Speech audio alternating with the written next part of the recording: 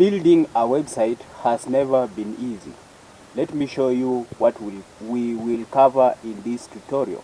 We began by understanding what is a website, what is a domain name. We understood what is website hosting ways. We understood the three ways of building a website. We went ahead about, I showed you also on how to get a domain and a hosting of your website. We went ahead also in installing WordPress, which is called content management system, that we will be using on making our website. And then we moved on to actually what is WordPress. We understood what is WordPress. We understood the dashboard overview of WordPress. I showed you also how to log in into your WordPress website. Then we went into WordPress dashboard cleaning. Then we moved on to user configuration. Then we went into user configuration, and then we went into profile configuration, the avatar or the user of your website.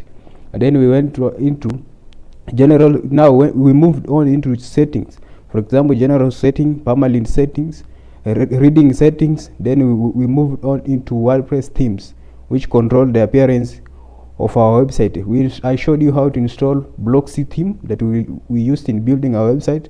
Then we went to customizing our theme, which is Blocksy, and then we customize, for example, the colors, fonts, and then the header customization, and how to make a menu on our website, the top menu of our website. Then we move the main menu of our website. Then we moved on to optimizing our header for all devices, and then we went ahead to footer customization, and then general customization of our theme. And then I talked about WordPress plugin. In order for us to build a website, we need a plugin. Then we moved on to Elementor, which is a plugin, which is a popular page builder. And then I show you how to install Elementor. I talked about Elementor interface overview, and then we went ahead to Elementor setting. Then we moved to actually change. I showed you how to change your website width, and then we moved on to building the home page with you step by step with Elementor. And that way we get to build a website using WordPress and a page builder. I showed you how to build a page using Elementor, and that one we conclude our video. Now subscribe to the channel, like the video, and let's get into it. Let's begin by first understanding what a website is. Alright, what is a website? A website is a collection of interconnected web pages grouped under a single domain name, like for example google.com. That one is a domain name. It lives on a web server and is accessible through the internet using a web browser by typing its unique address, known as a URL, or you can call it Uniform Resource Locator. That one is actually a website. Alright, now how pieces fit together. We have here three pies. Alright, how do they fit together? In order for you to have a website, we need to have a web server. Alright, this one is a web server. Then we need to have a domain name. Then we need to have a web browser. Web server just stores pages and actually files that respond to the request. Alright, that one is a web server. Then you have domain name. It is your website address. For example, google.com. That one is actually your website address. Then you have web browser. It just requests and actually display pages for users to actually view. That one is actually a web browser. Every website rely on actually three components working in harmony. Alright, is your address on the internet. That one is actually the domain. Then domain name, address on the internet. Then you have the web server. Web server, it actually stores all pages and files of your website.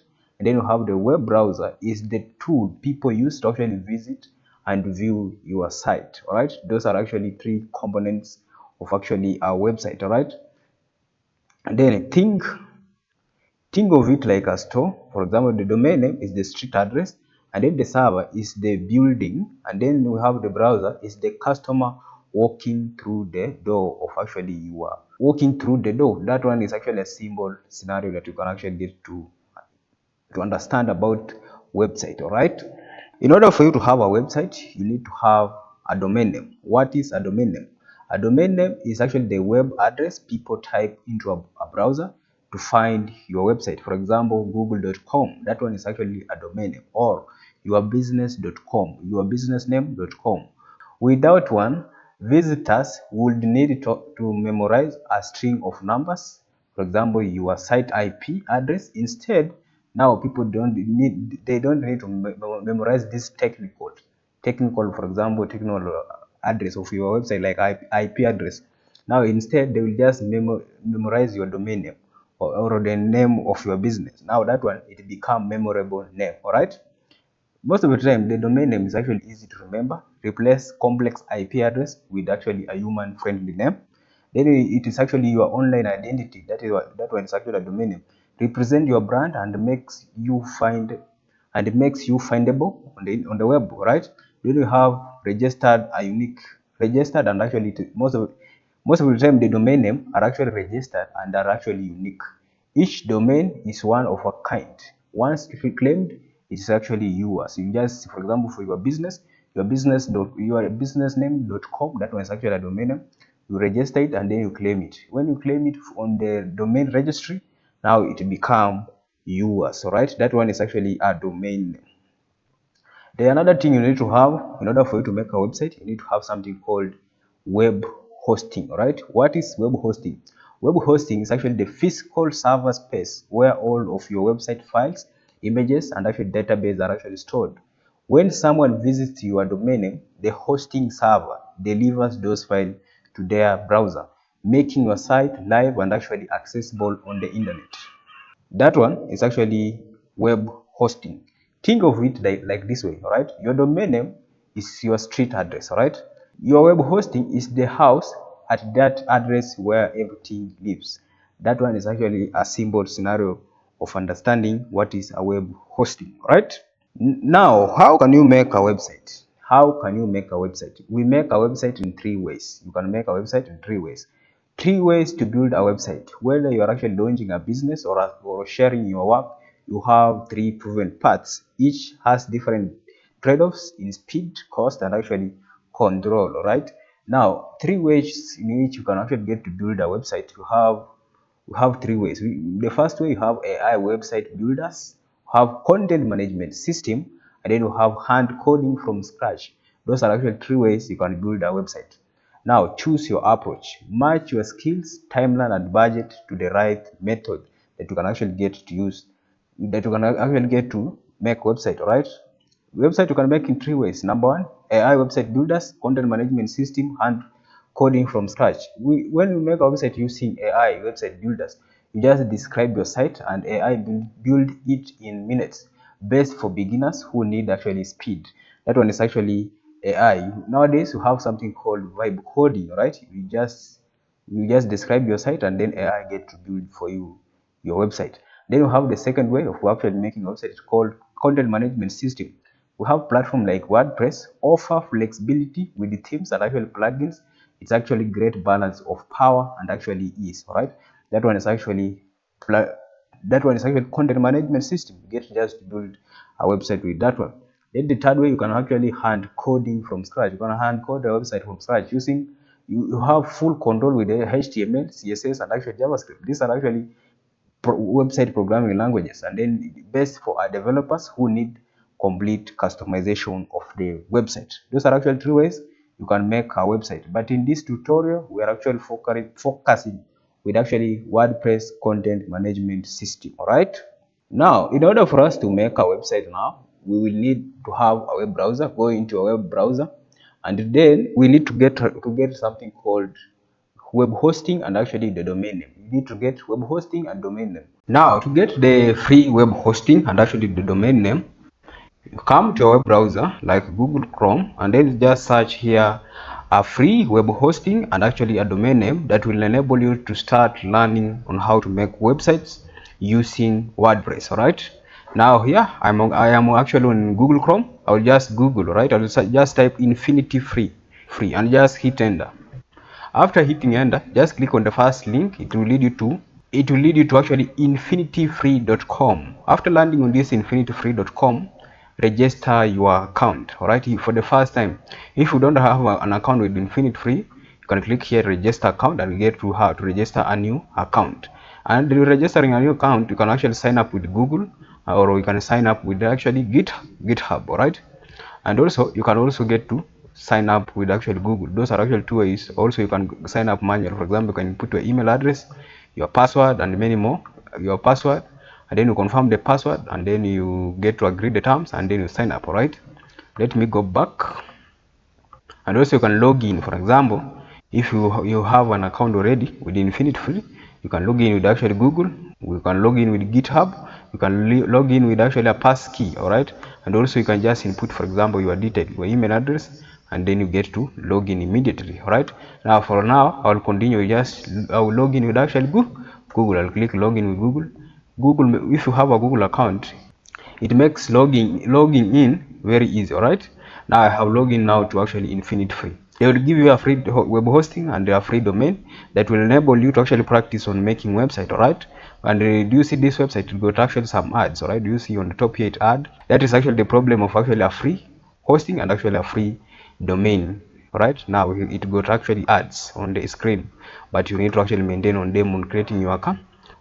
Now after actually registering or logging in to Infinity Free, now just click create account, click on that, and then close this. Do you see it have a lot of actual ads, but you need just to maintain, close the ad, and then continue. Now after clicking create account, you can scroll. Right, you want to create a premium account or a free account.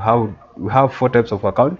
Have Infinity Free account, have starter premium account, which is actually $2.5 per month, and then you have super premium $4.73 per month, and then you have ultimate premium $7.10 per month. Those are actually premium. Right, now for now we need to create a free account. Now I will just create now. I'll click on free and just create now.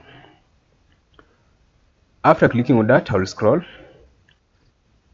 Now after clicking that free web hosting, now I will choose a domain name. Right, please choose a free subdomain to set up your hosting account.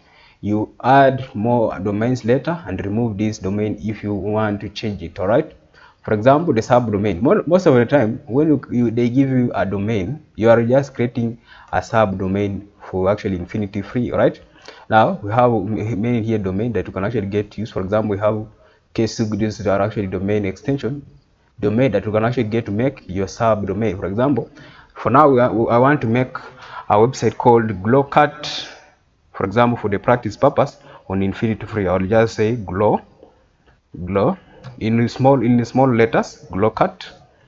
This one is actually an e-commerce website, Glowcat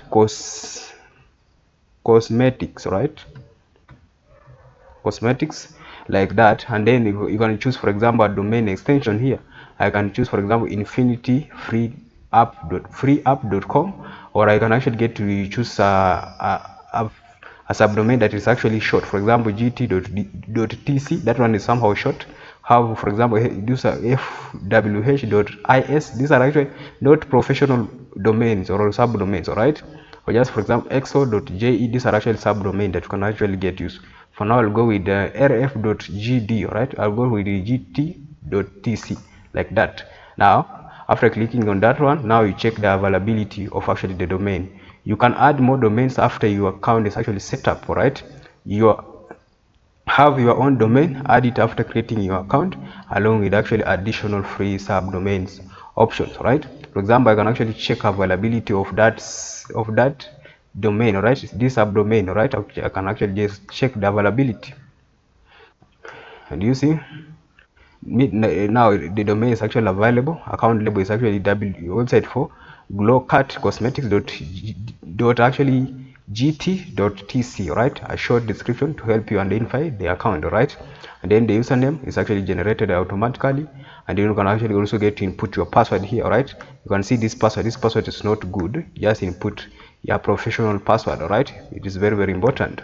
I'll get rid of it and then input a professional password. All right, and then I will actually also email consent. You need to actually input a unique password between 8 to actually 15 characters, data and actually numbers only. Right, and then email consent, for example, you can actually please select, for example, and then it's actually simply allowed to contact you about your hosting account. Right, it will just select the email account that you have registered with at Infinity Free. All right, and then I can select here, for example, please select. I can actually get to approve this email consent. I approve it, and then you can scroll and then click create account. like that, and then the account will actually get to create automatically. I cannot save the password like that, and you see here your account information, that one account IFO, that way, and you get to actually create your account, right, with actually infinity free, with actually a domain name, right, which is not professional, just for practice purpose, right. For practice purpose it's actually good, but it's not a professional domain, right. And then it will take up to actually 72 hours for new domains to be actually accessible anywhere, right. This is a new domain. This is caused by DNS caching, which infinite free cannot control, but there are some workarounds you can actually get to try. You can learn more about it. All right, now you have actually get to create a domain. Right, now this one is actually a domain. Do you see it is here? You can actually get to manage or view the site. We need to actually get to install WordPress in making website on infinity free on our account that we have created with you, step by step. All right, now I will click on this one, for example manage. I'll click on manage like that. Now I'm managing that account, and you see the domain, it will actually take 72 hours before it will be accessible everywhere. Now I'll scroll here on the top, and then I'll hover here, it say hosting account. I'll click on the drop down, and then I'll go to see then I'll not go to account details. I'll scroll to account. I'll scroll to control panel. I'll click on control panel. It will open a new tab right on the top. After it open a new tab, it is called vista panel, all right, or C panel. It depends the way they usually rename it. Then you can scroll on the bottom very slowly, scroll to softwares. You see it is domain, emails. Then we go to software. It is actually security, and then software. Under software, I'll click on Softaculous app install. I'll click on it. Then it will open on a new tab. Now we have 3 tabs on the top of our web browser. Now after clicking on Softaculous, you land on this page, and you have the first Softaculous application, which is actually WordPress. It's actually the popular content management system that you can actually get to use in making website. Now I'll just click install here. I will click install on actually WordPress. I'll click install. Scroll, and then click quick install here. Click quick install. After clicking on quick install, scroll on the bottom, and then here admin username, input your name. For example, I will input my admin username, for example Alex. All right, and then you need to input your password. All right, I will input my password. You need to input the password. The password it will be used on actually logging in on your WordPress in future on your website. All right, you need to input a password, and the password that you should remember. All right, after, and then we'll scroll on the bottom. Then you will input your admin email, the administration email. All right, the email that you will be using on your WordPress. For example, I'll input digitalcomputercamp@gmail.com, and then just click install. All right, do you see the progress of actually installing? That is the way you get to install WordPress in your free web hosting in infinity free. All right, let's wait until it actually finish.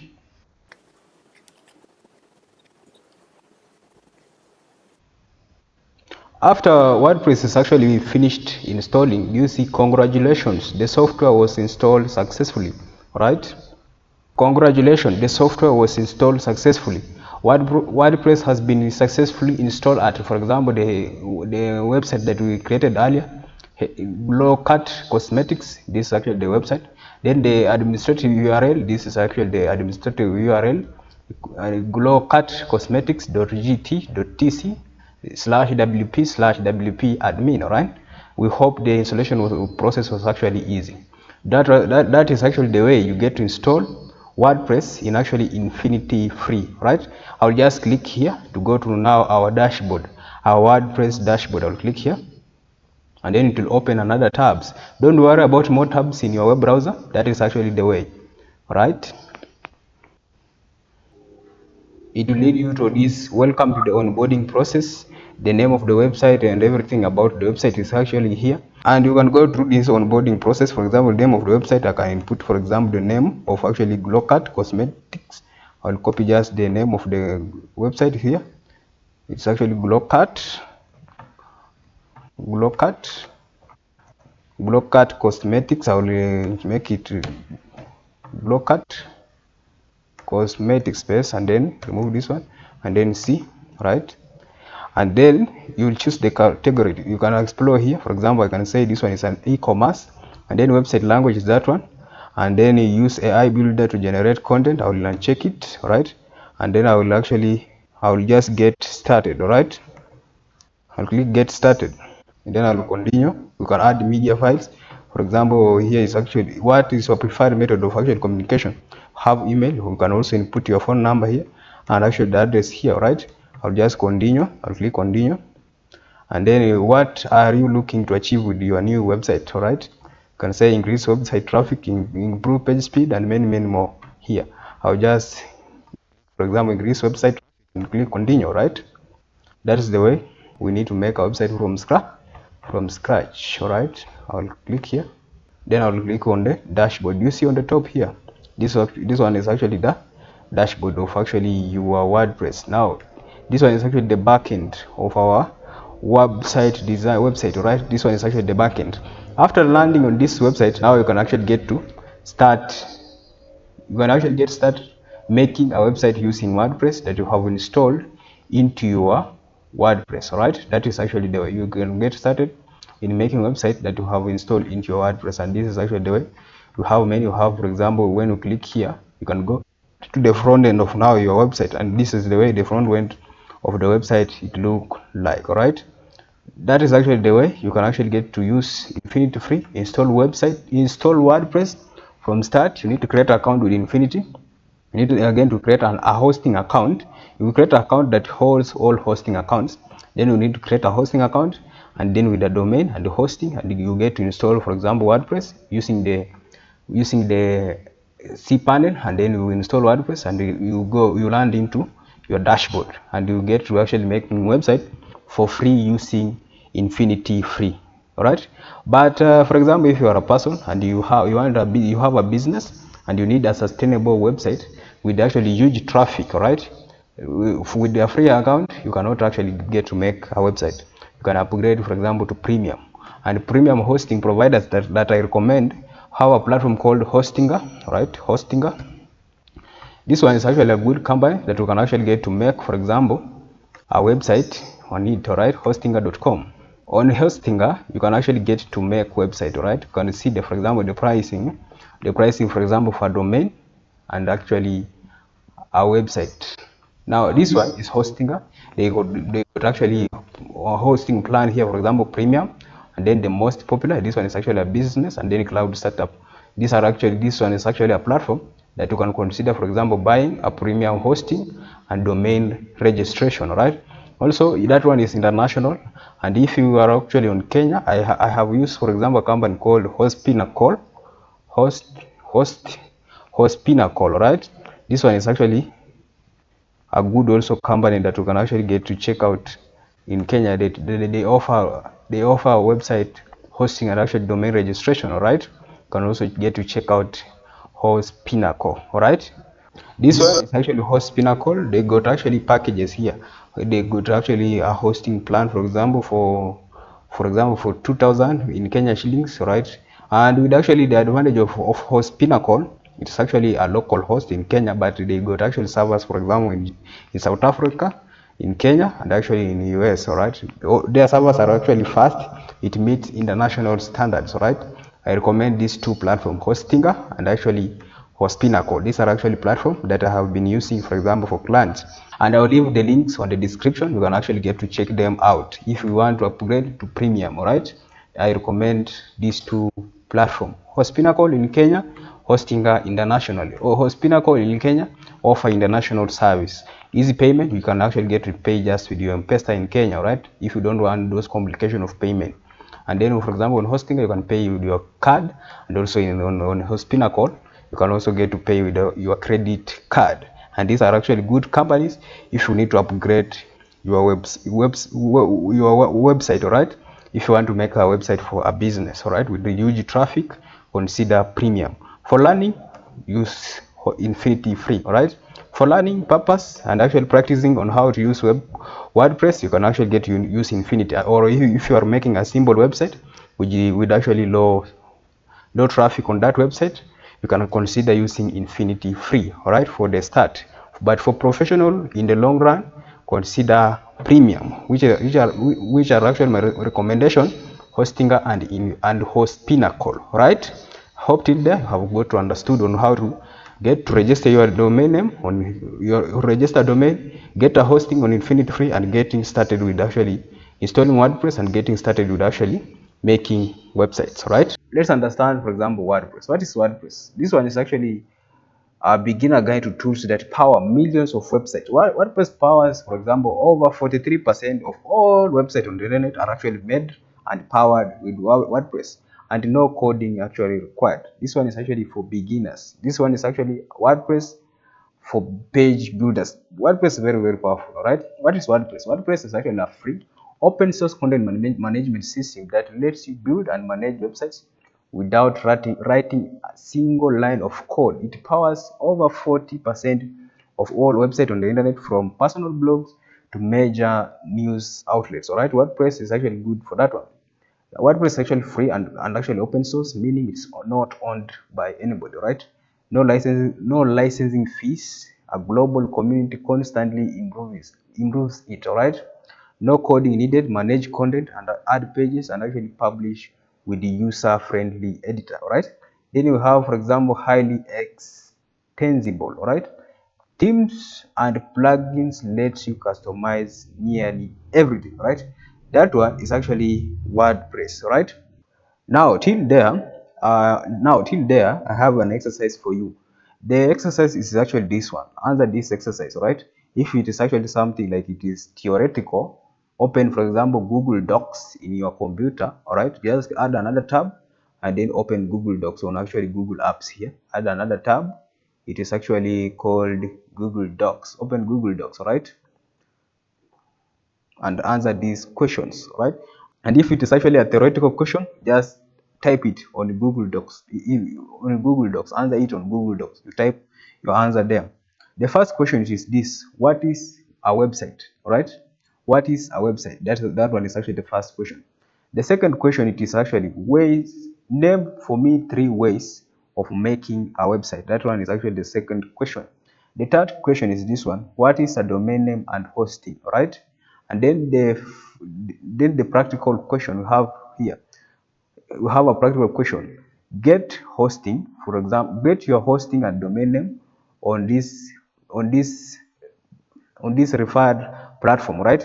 You can get your hosting on actually Infinite Free. You can get your hosting on Hostinger, and then you can get your hosting on Host Pinnacle. All right, make sure you get your hosting, and then after getting the hosting, install WordPress on that hosting, right? Those are actually questions that you need to actually do till now in order for us to continue, all right? Those are actually first bunch question that you need to do before we continue, all right? Now, after doing all those exercises and get to install WordPress in your hosting, for example, Infinity Free, in Hostinger, in a Host Pinnacle, or whichever the hosting company of your choice, you need to land on a similar interface like mine here. All right, this one is called WordPress on the backend. All right, under the backend of actually WordPress, we have this one is called the dashboard. When you install your WordPress on the backend, you go to actually the dashboard. Under the dashboard, we got actually home, have updates. Updates show all updates that you need to do on your backend, all right, of softwares or themes. Then you have posts. Posts, these are actually blog posts that you have on your website. Then you have media. This is where you get to access your media files. For example, images, videos, pictures, you get to access them on the media. And then you have pages. All pages that we will be having on our website, you get to access them here. Then you have comments. Comments that people comment, for example, on your blog post, you will get to access them from there. Then you have appearance. Under the appearance is where you will get to customize our website with the themes. All right, themes gives your website appearance. All right, then you have plugins. We will find all plugins you get to install and upload here on plugin section. Plugins gives your website functionality. All right, then you have users, people using your site, all right, or database of users in your site. You will get to actually customize them from here. Then you have tools, and then you have settings. On setting, you have many settings that we need to do. For example, in our website, have general setting, have writing setting, have this, have reading setting, discussion setting, media setting, permalinks, and then privacy. Those are actually things that you need to, that we will be talking about on the backend dashboard of our website, all right, and many more on the backend dashboard of our WordPress website, all right. How to log into the backend of your WordPress website? You click, for example, you go into your website, all right. For example, I can say digitalcomputercamp.co.ke. Then I will input / then wp admin, all right. That website of yours, your website address /wp admin, and then just hit enter, and then you'll have WordPress login, all right. WordPress login window. In order for you to log to the back end of your dashboard, all right, you'll have a WordPress login like this one. You get to input, for example, your username, and then you get to input your password that you set it while actually installing WordPress, and then you can actually get to log in your WordPress website, all right. This one is now my backend of actually my website that we are actually working with you step by step, all right. Now, in order for you to actually work very well, for example, in your website, you need to have something called a tidy space. A tidy space meaning you need to have some dashboard that is actually clean. You see this backend dashboard of ours, the way it is actually saturated with many information here, all right, on our dashboard. This information, it looks very confusing, all right. On the dashboard, I will just, for example, the first thing, in order for me to clear the whole of these things that you're actually seeing here, I'll click here on the right on the screen option. I'll click on it. I will uncheck it like this. I will uncheck it. I will uncheck it. I will uncheck it. I will uncheck it. I will uncheck it like that. Now our backend it is now somehow clean. Then I'll close this one. I'll close it. All right, like that. Now it looks somehow tight. All right. Now I'll go to post. I'll click on post, all blog post, default blog post. You get to delete them. For example, when you go to the front, you click on this home here, on the home, on the home, then you get to the front. This one is now the front of our website, all right. Do you see the way it is? Now I will clean the blogs. I will click here on the top to go to the backend. Do you see now the backend is somehow clean? I'll go to posts, all right. Then I'll get to delete them, all right. I'll get to delete them. I'll select it, and then I'll get to move to trash, and then I will apply. Then I'll go to trash, all right. I get to delete it permanent, and then I'll just empty the trash. Then I'll go to pages. We need to clean also pages in our website. In order to clean these default pages, now I'll select it, and then I'll click on the drop down. Then I'll move to trash. Then I'll apply. Then I'll go to trash of our pages. Then I'll select all. Then I'll just click empty the trash, right, of our pages. Now we don't have any pages in our website. Now I'm cleaning the backend of our WordPress website. Then I will go to plugins, right? Then I'll go to plugin. Then I will actually select all plugin. I'll click on plugin. Then I will select all plugins, all default plugins when installing your WordPress. After selecting all, I will click on the bulk option drop down. Then I will deactivate. And then I'll apply. All right.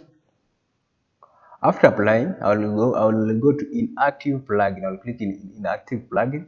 Then I'll select the entire plugin, right? Then I'll click on the drop down, and then I'll delete the whole of those default plugins. Then I'll click on those default plugins, and then I'll click apply and OK. Then we have actually get to delete the whole of those plugins. Make sure you delete the entire of all plugins. Click on all and make sure you delete all of those plugins. All right, and select again. Go to the drop down, deactivate the plugin, apply, and then actually delete the whole of those plugins. All right, click OK. Now you have 0, right? Now meaning now all of those default plugins you have actually get to remove them. All right, till there that one is called WordPress cleaning. You need to clean your website, your backend of your website, of your WordPress, in order for you to get to start making new and fresh content in your WordPress, all right, using this content management system called WordPress. All right, that one is called WordPress Dashboard cleaning. You have clean posts, pages, comments, and actually plugins. All right, now let's move on to actually WordPress user configuration. WordPress user configuration, they are actually users using WordPress. All right, do you see on the right, on the left here on the bottom, You say users, click on it, and then go to all users. Users is actually a person using the WordPress. Now we have, for example, this one is actually the user, it's actually Alex. All right, Alex. You click on edit, you have on the user and then click edit, and then it will open the profile. This one is called the profile. Under the profile, you can control, for example, administration color scheme. You have default, you can make it light. All right, do you see the way it is? You can make it modern, you can make it blue, you can make it coffee, you can make it octoplasm, you can make it midnight. All right, these are actually administration color schemes, right? But for now, I'll just click default, right? That default WordPress color, all right? Now you can also enable keyboard shortcut. Those are actually the way, those are things that you can do. Then you have toolbar. You can show toolbar when viewing the site. You can check it. The toolbar, you see here on the top here, this pen is actually called the toolbar. Make sure you check it. You need to show toolbar while viewing the site. And then you have language. You can control even the language. You click on the drop down and input the language of your choice. All right, I will go to English, United States. All right, and then username, the user. All right, the username, this one is actually Alex. You see here on the right top, this one is actually the username. This one, Alex. All right, you can change it from here, the username. And then you can input, for example, your first name. All right, I'm actually Alex. My last name is actually Wangila. And then nickname is actually required. It's actually field. Alex, you can change it here. Then display name publicly as publicly. When, for example, in future, when you write, for example, a blog, you will be seeing your name be on the side of actually the blog. Now, how do you want it to be displayed? It can be displayed with your first name, with your last name, with the first name and actually the last name. And then you can actually also input, for example, your last name and then first name. Those are actually formats that you can actually get to consider, right? And then the email address, and then you have the website URL. Those are actually the user configuration that you can actually get to do. And then you can also input, for example, your bio. All right, you can share some information about yourself here. All right, you share a little biographical information to fill out your profile. This may be shown publicly. All right, now, and then you have profile picture. You see here, you don't have a profile picture, but by adding profile picture, you can click here to change your profile picture on Gravita. Right, I will right click on it, and then I will say open new window, right? Or open new tab, all right? I'll open a new tab, all right, of actually a Gravita. Now, under this one, under the Gravita, you need to create an account. You can log in or get started now. I'll click get started now. Under get started now, create your Gravita and your email address, all right, to continue. I will put my email address, it's actually digitalcomputercamp@gmail.com, and then I'll continue. And then email send, check your email app, right? I'll go to my Gmail application and check the email sent, right? I'll add a new tab. Then I'll go to my Gmail. I'll go to my Gmail here. And you see here I have a Gravita OTP, a Gravita code. I'll open it. This is actually a Gravita. To verify your email to continue, I'll copy this code, Control C to copy. I'll come to Gravita, then I will paste in. Then I'll just continue. Now, after verifying your email, you will now input your name. All right. Welcome to Gravita. Let's build your universal profile. This will only take a few minutes. For example, you'll put your full name. I will put my full name is actually Alex Wangila, and then I will actually get to continue. When you put it, it will actually display here. All right, and then you can actually get to continue. Click continue. And then we need to input, for example, a profile picture. You can actually take with your camera, or you can just upload, for example, a profile picture. All right, I will get to upload any image. I have it here. Or you input, for example, a digital computer cam, like on your log, I'll open it like that, and then I'll just click save, something like that. And then I'll actually get to continue. And then I will put location, for example, location of yourself. For example, location, I'm from Kenya, you can put Kenya, or US, or anywhere. Then biography, for example, you can say I'm digital educator, and actually designer, right? Designer, something simple like that one. Do you see here? And then job title, biography, I can say, let me get rid of this one. I will get rid of biography, and then I will put just job title, and then organization or company. I will say digital computer camp, digital computer camp, like that, and then I'll click continue, like that, and then it will say connect verified account, build trust, and help people find you across the web. Verified links appear on actually Gravita. You can actually get to input, for example, your social handles. Right, for now I'm not going into the deeply actual configuration of these social handles. You will actually do it for yourself. I will say, for example, I'll do this letter. Right, I'll just do this letter like that, and then I will get to finish. Or I can put, for example, any color of my choice. You can say mocha, these are actual color, this one, this one, this one, these are actual colors that you can actually get to consider, and then you just click finish, and then claim your domain also. For example, this one is actually the next one. Claim your own domain. I will just close it like that, and that is actually the way you get to create your Gravita account. And when we go to our profile here on the back end, do you see now it haven't refreshed? But when we refresh our back end of our dashboard, I will reload, I will save it. I'll save, for example, this one, update the profile like that, then you see automatically it actually get to change. That one is actually Gravita. You see here it have actually changed with actually a profile picture. And then also you can set your password. You can actually input session logout to everyone. Those are actually user configuration that you can actually get to do in your WordPress dashboard. All right, in your WordPress. Now let's do WordPress general setting. On your WordPress, you see here on the left bottom here, you have setting. When you have on setting, you have general setting. Click on general setting. Under general setting, we have something called site title, right? Site title, the title of your site, all right? The title of your site. For example, this one, you need to consider a site title that is actually SEO optimized, right? For example, if we are looking, for example, something like, let's say I'm looking for something like web designer agency. I can say, for example, web design agency, Nairobi, all right? Nairobi, something like that. And then I hit enter. Do you see this website? Let me scroll. Do you see this this title of website? Say web developer Nairobi, get a free business website. That one is actually the title.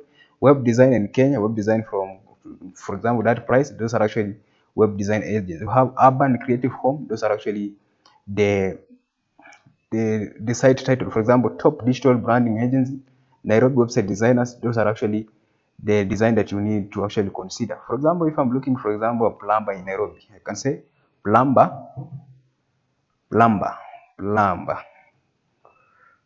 Nairobi, plumber Nairobi. Let's see the site title of actually plumbers Nairobi. Do you see here? Quick fixes plumbers, professional plumbing service in Nairobi. Those are actually site title. Then you have, for example, your brand name, plumbing company. You need to include something like that, plumbers in Nairobi. Then you have over here, for example, where excellence meets plumbing. These are actually site title that you need to actually consider. Then you have top plumbers and actually plumbing services in Nairobi, Kenya. Plumbing services in Nairobi. Quick plumbers Nairobi. These are actually site titles, right? For this website of ours, we are doing our website for actually Savannah Living Furniture Kenya. This one is actually a furniture company in Kenya, right? A furniture company in Kenya. Now I can say furniture company in Kenya that is actually based in Nairobi. Now I'll say furniture, for example, furniture. We are doing a website for furniture company Nairobi, or let's say Nairobi in Kenya. Now let's scroll. The first one are actual business profile. Now you see here, you see best online furniture stores in Kenya. Odds in ends, those are actually. Then here we have home and office furniture. You see flat 30% off in Kenya. Dignity Furniture Kenya, the ideal home. Those are actually funny site title, right? Now, for example, I can come here in ChatGPT. You can also get to use ChatGPT in order for you to find a site title. I'll go to chatgpt.com. You need to do research. For example, for your website, you need to have a site title that is actually good, that is actually SEO optimized. I'll come to ChatGPT and then I'll say, I am making something simple. I'm making a website for a furniture business in Nairobi, Kenya, right? Then comma, I want you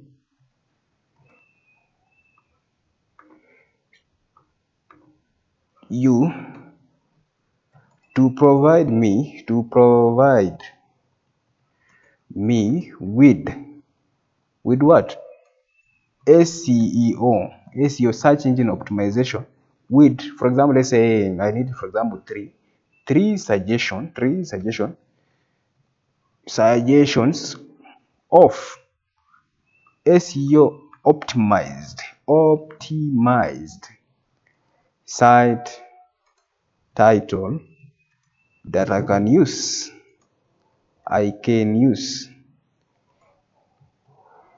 The website is called, website that we're making is called, the website is called,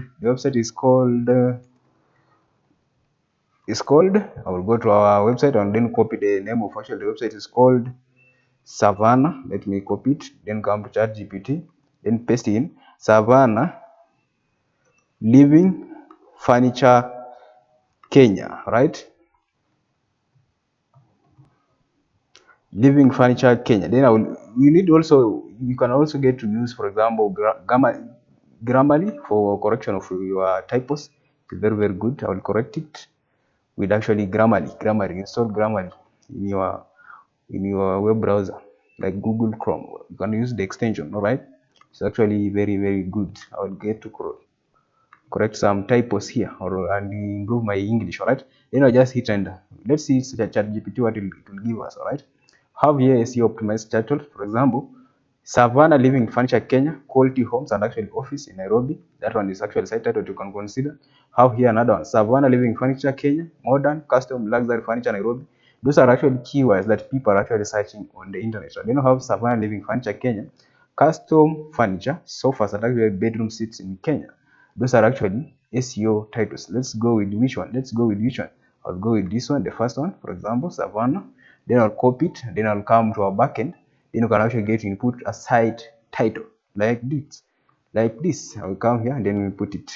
Now that one is actually a site title in your website. Then you have tagline, right?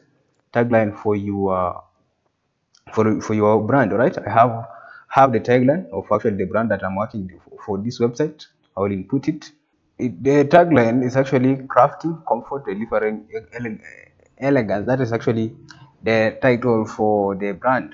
Then you have something called site icon. Icon is actually a small icon that you see. It is called the favicon. Do you see on this website here on the top? How, for example, on Gmail you have this icon. On Google Docs you have this small icon. On actually Gravatar you have this icon. That one is called the site icon. Alright, I'll choose here. I'll just click and then I will select an image or a logo in my computer, right? And then I'll relocate it. I'll click on this logo and then I'll just open it, right? Then I'll set as an icon. I'll click set as an icon. Now this one is actually the Savannah Living Furniture Kenya. This one is actually the logo of them. Now I'll just crop on the side here to select an icon. I'll crop it. WordPress got actually a cropping feature. Alright, I'll crop it.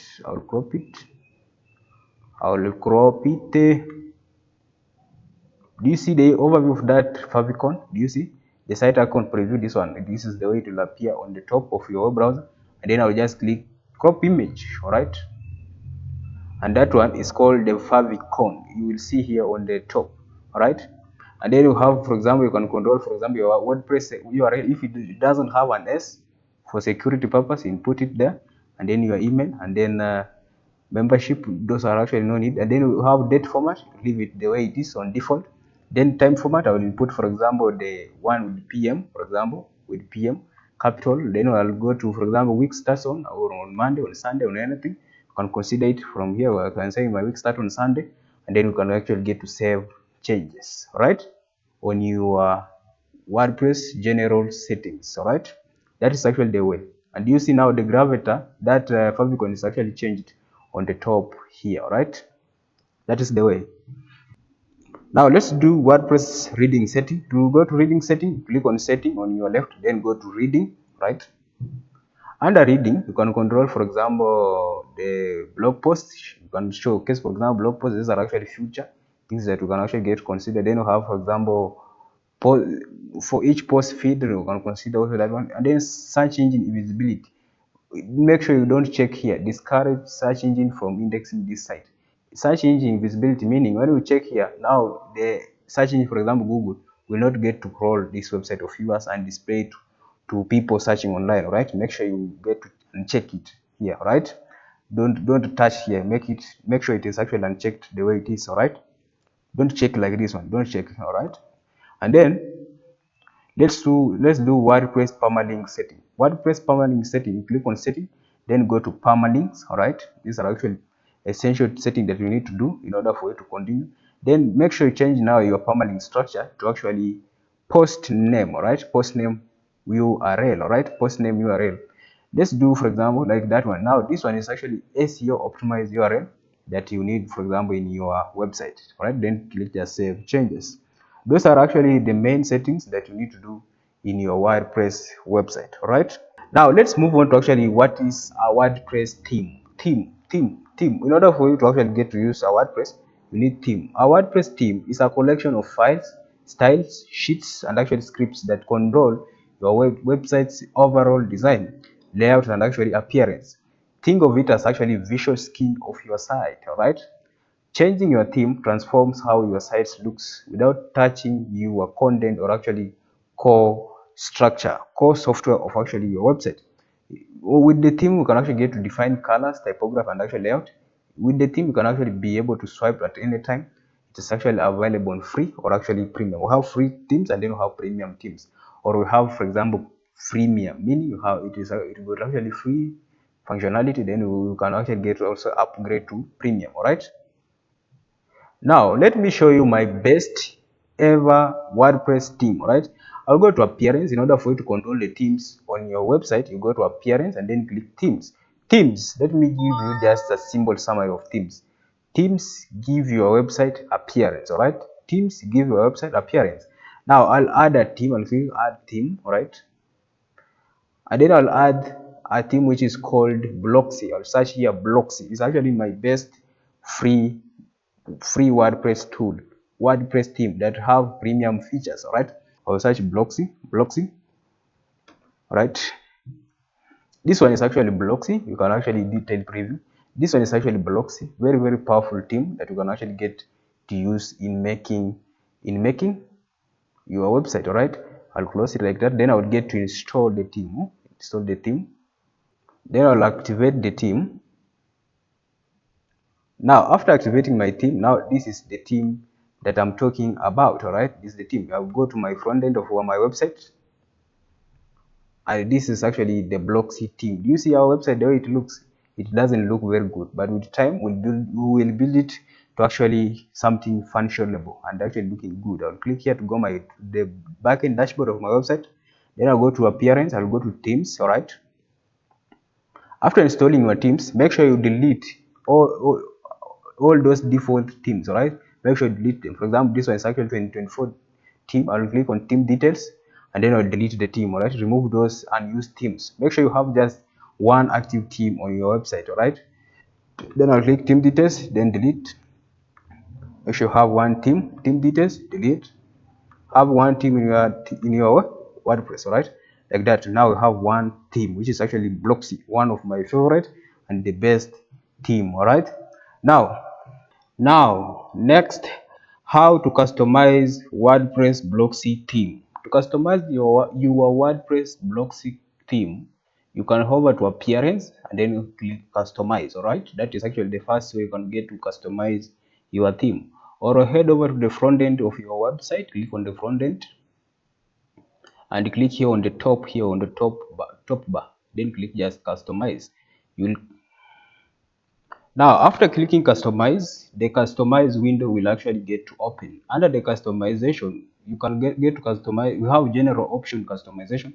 For example, we can customize general, how we can customize header, footer, sidebar, colors, typography, performance.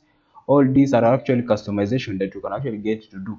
Then you can customize even post types, for example, blog post, single post categories, can customize, for example, pages, author page, search page. Those are actually customization that we'll be doing in our Blocksy theme. And then you can customize also the core, for example, site identity, menus, widgets, and then you can also add additional CSS in your Blocksy themes. Those are actually customization that will be talking with you, that will be learning with you step by step, right?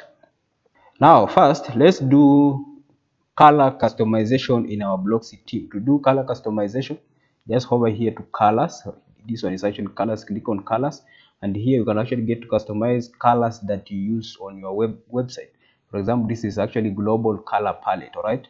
On the global color palette, when you hover here on these three dots, you hover on it to say advanced. You can click on it, and then you can actually click on color palettes. These are actual color palettes that you can actually get to use. These are default color palettes that you can get to customize. This is color palette 2, have color palette 3, color palette 2. When you change it, the website actually get to change you to that color. Click on color palette, you can change to even this color palette 3. You see this color, it have changed, and then you can click on color palettes again, and then you can change, for example, to color palette 4. And that is the way you get to change the color palettes in your Blocksy theme. For now, we have the brand colors that we need to actually use for this brand. It's called Savannah Living Furniture Kenya. This one is actually our website for a furniture company in Kenya, right? In Nairobi, Kenya. Now we got actually the brand colors that we need to use in our website, all right? These are actually brand colors that we will get to use in our website. For example, we have color palette 1, which is actually rich walnut brown. This is actually the hex code. Have Savannah gold. This one is actually the hex code. And then you have olive green. These are actually the hex code. Charcoal black. And then you have warm gray. Then you have ivory white, sand beige, and then terracotta. These are actually brand colors. So on your website, you get to use 8 colors. All right. These are actually brand colors that we need to actually customize in our website. All right, I'll go into our website. I'll copy, for example, the first hex code. This is one is the first hex code, and copy, then Control C to copy. Then I'll go to our website, and then to actually get to change the color, just hover on the first color. That is the first color. Click on it, and then open this color picker or color palette, and then we can get to change here the hex code on the bottom. Just highlight it and get to paste in the color, and just click away. All right, you have get to change that color palette to one. Now I'll move on changing the whole of these colors to that color palette that I have shown you. I'll just click on the second one and get to change the color as we go. I will speed up the video.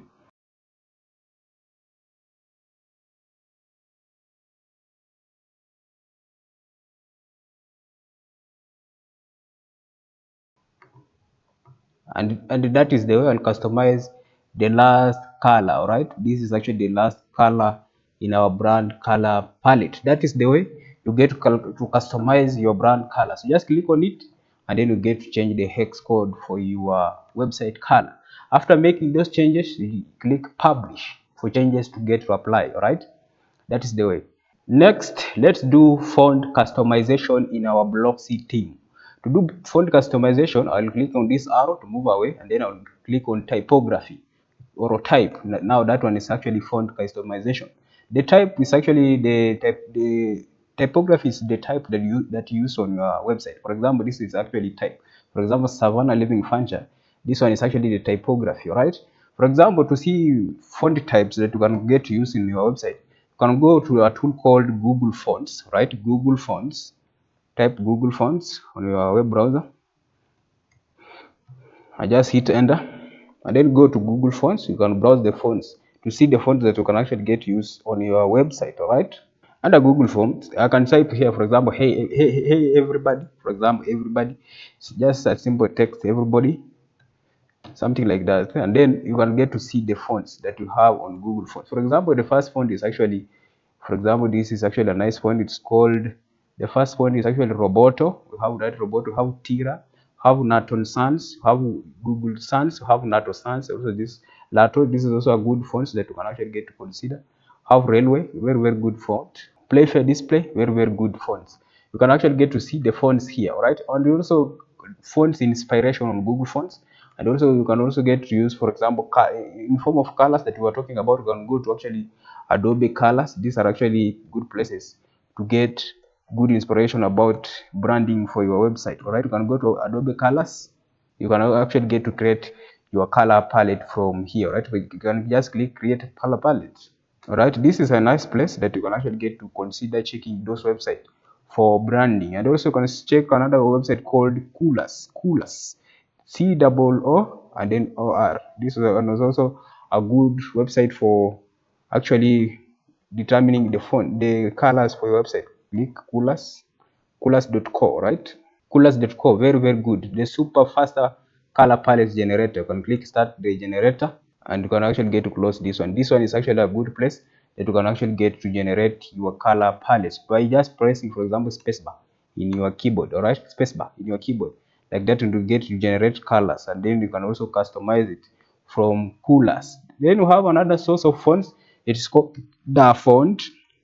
These are actual resource centers that you can actually get inspiration for branding of your website. The font, all right, very good website for finding fonts, and Google fonts, all right, and Adobe fonts, Adobe colors. Those are actually resources that you can actually get to check out. All right, now for now I will close the whole of these tabs. We will get to check those resources that I have mentioned. All right, starting from Google fonts. We were talking about typography in our website. We need to customize the typography first before building anything in our website. And in this website, we got already the font that we need to get used, right?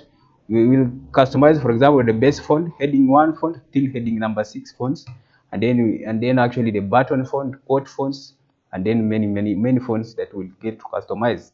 All right. In this website, I have already made the resources. All right. On this website, we'll use a font called Playfair Display.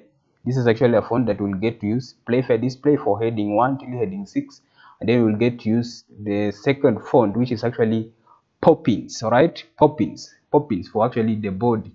This one is actually a good font that we'll get to use in our website. All right. Now we'll come to the base font. The base font that we'll use Poppins. Just type Poppins. All right. Just say Poppins and then click on this one, and then just check here and then continue. Right, like that. Now I have changed the font. You see here on the top, the font I have actually get to change to Poppins. This is actually Poppins. Then I'll click away, and that is base font, and then we'll go to heading 1 font is actually Playfair Display. Right, I'll click here and then just say type Playfair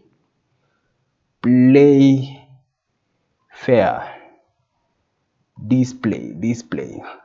All right, this is actually the font Playfair Display, and then I'll actually click on it and change the font to Playfair Display. That one is actually the heading. Then I'll click heading 2, and then I'll then search Playfair Display, and then I'll click on it, and then I'll click away. Click on heading 3, click here, search Playfair Display, click on this font, and then click away. Heading 4, click here, search the font Playfair Display, click on the first result, then click away. And then the heading number 5, click here, search the results, which is Playfair Display, click here, then click away. Then click on the heading number 6, the last one, click here, then search the Playfair Display, click here, and then that way we get to actually customize those fonts. All right, then we can go the button font. But button fonts, most of the time we'll use Poppins. All right, Poppins, right? This is the Poppins font. I'll click and then click on this first one. That is actually the button font. Then quote font, that one. I'll change the whole of it, everything to actually the font of our choice.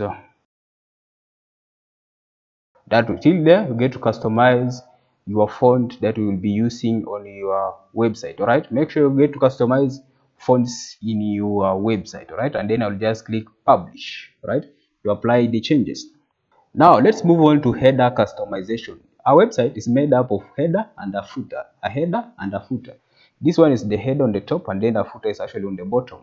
To go to actual header customization, click on this arrow on the top of customization, click on it, and then click on header. All right, now it will open a window like this one with actually the header is made up of top row, and then the main row, and then actually the bottom row. All right, now on the header you can actually get to apply, for example, elements such as button.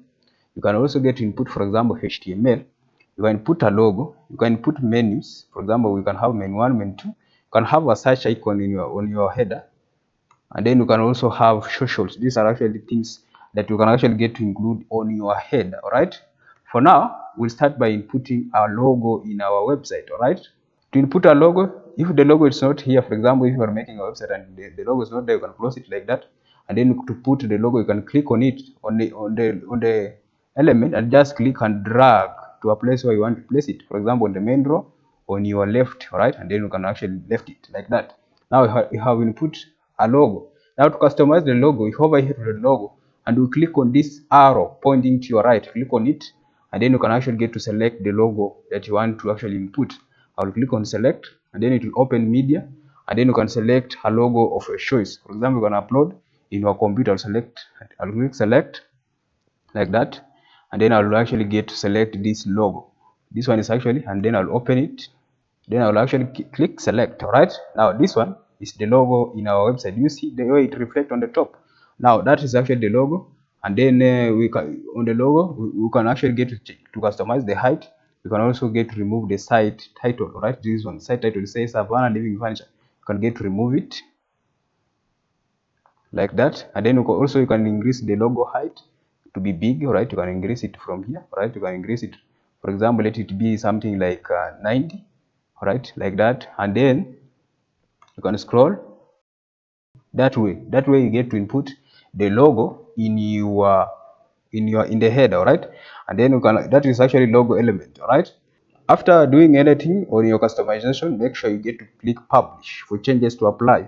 All right, I'll open our website in a new tab, and then I'll refresh it. All right, now that is actually the way our website now it looks. This one is actually the header of our website. All right, now the header, now here we need to actually get to change this color. Do you see this color? It is actually interfering with actually our logo.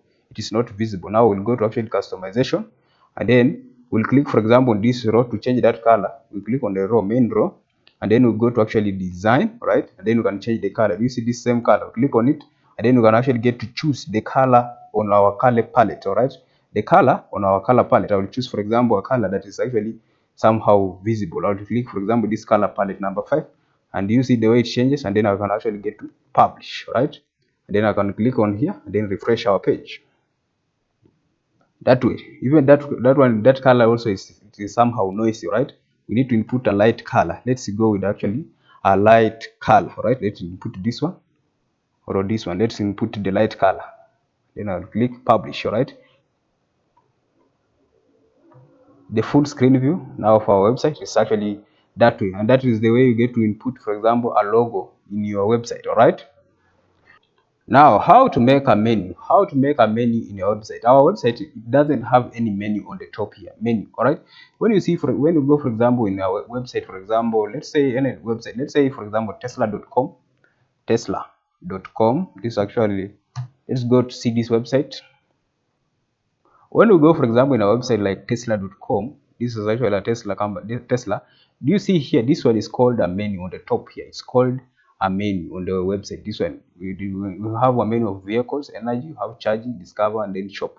This one is actually a menu on this website of tesla.com. Now, in our website also, we need to have website. We need to have a menu here. And for example, in our website, we need to have a menu, for example, homepage.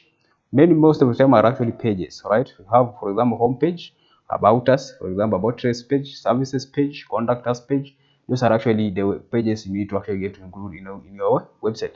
Now I'll click, for example, on the customize, then I'll click on this arrow, and then I will scroll. I'll click again to move away from the header.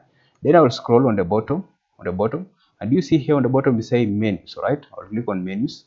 Under menus, I will click create a new menu. I'll click create a new menu, and then I will give this menu main menu. I'll give it a title main menu. Right, this is actually a title, and then this is actually a main menu. It is actually a header one menu. Right, I'll check it here, and then I'll click just next. All right, it is actually a header one menu, and then after clicking next, I will add items. All right, I'll click on add items. I'll click here add items. Now here under add items, I'll add pages. On our menu, we need to have something called pages. All right, I'll add the first page. Most of the time, most websites have a page called home page. All right, home page. You just click home and then click add. That is actually item number 1.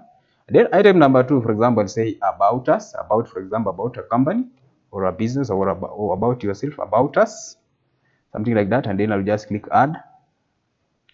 After clicking after adding about us, I'll say for example our services, something like this, our services.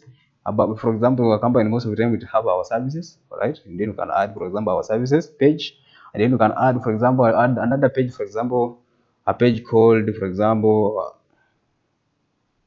a page called, for example, blog. Most of the time our company page have something like a blog page, then you can add it, or news, right? And then we can have, for example, contact us page, and then you can actually get to add. Those are actually pages that you can have, the essential pages that you can have, for example, in your website, right?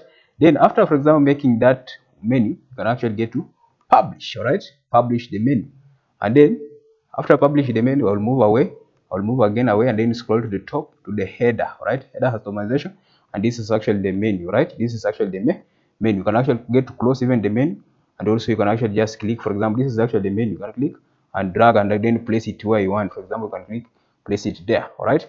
On this main row, we have a logo on the right, have a menu, and then we have a search icon. All right. For example, let me open the website. I will publish the changes, and then I'll open the website in a new tab and refresh it, and you get to see. You see, these are actually pages. Have home, about us, our services, blog, and actually contact us, and then we have a search icon here. When you click on the search, you can actually get to search. All right, that is actually the way. Now, after making that menu, this one is actually a menu. Do you see the font? The font is actually very small, very small. Where you hover on it is actually very small, and we have a lot of space here. Right, to have a lot of space. This one is actually a lot of space. Now I'll go to customization, and then I'll click on main row, right? Main row, and then the row min height, I'll reduce it. For example, do you see that row min height? I'll reduce it to, for example, to actually 80. All right, I'll reduce it to be 90.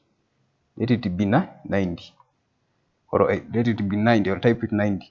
That is actually the row height, right? I will reduce it, and then the second thing, we'll click on this menu, and then on this menu, do you see the way it is? These fonts are actually small, right? They are actually small. Now I'll click on actually customization here, and then I'll click on menu, and then I'll go to actually design, right?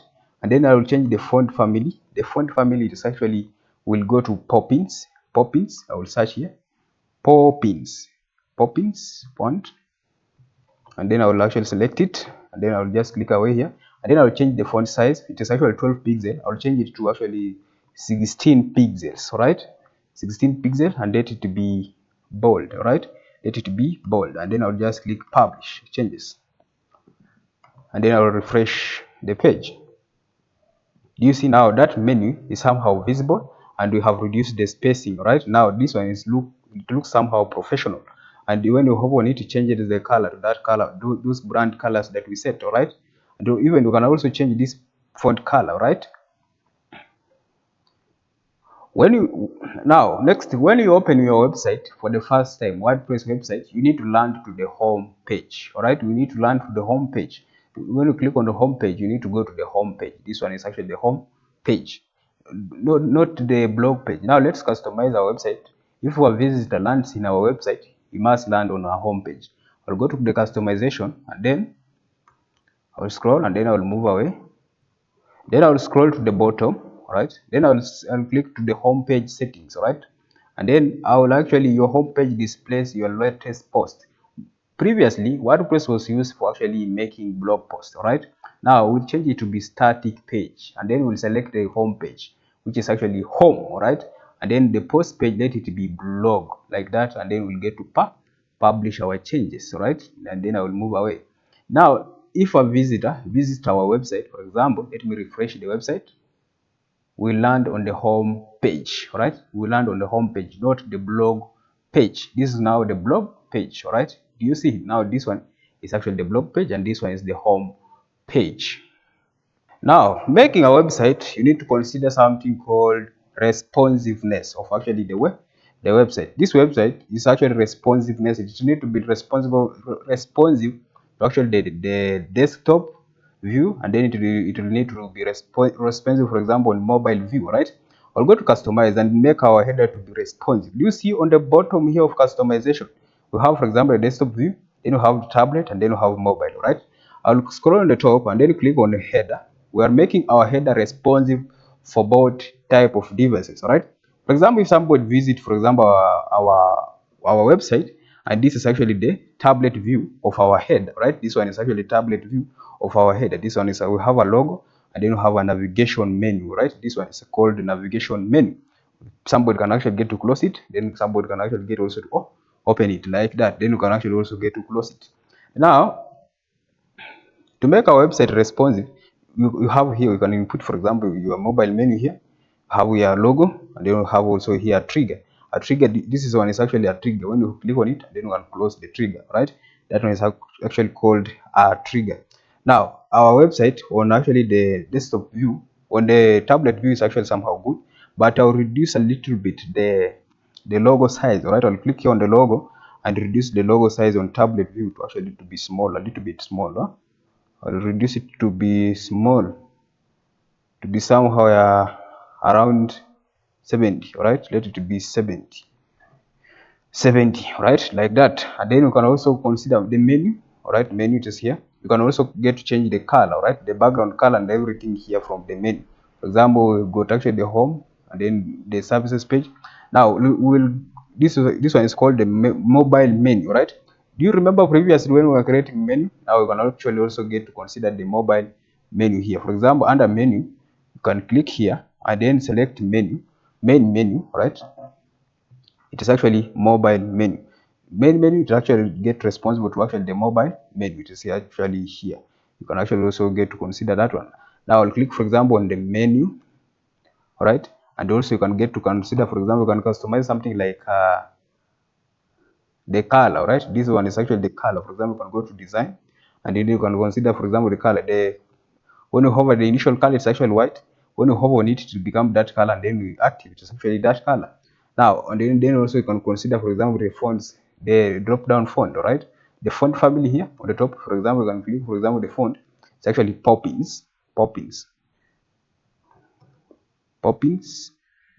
We'll click on it, and then we'll reduce the size, not to 20, from 20 to actually let it be 14, all right, font 14, and then we can actually get to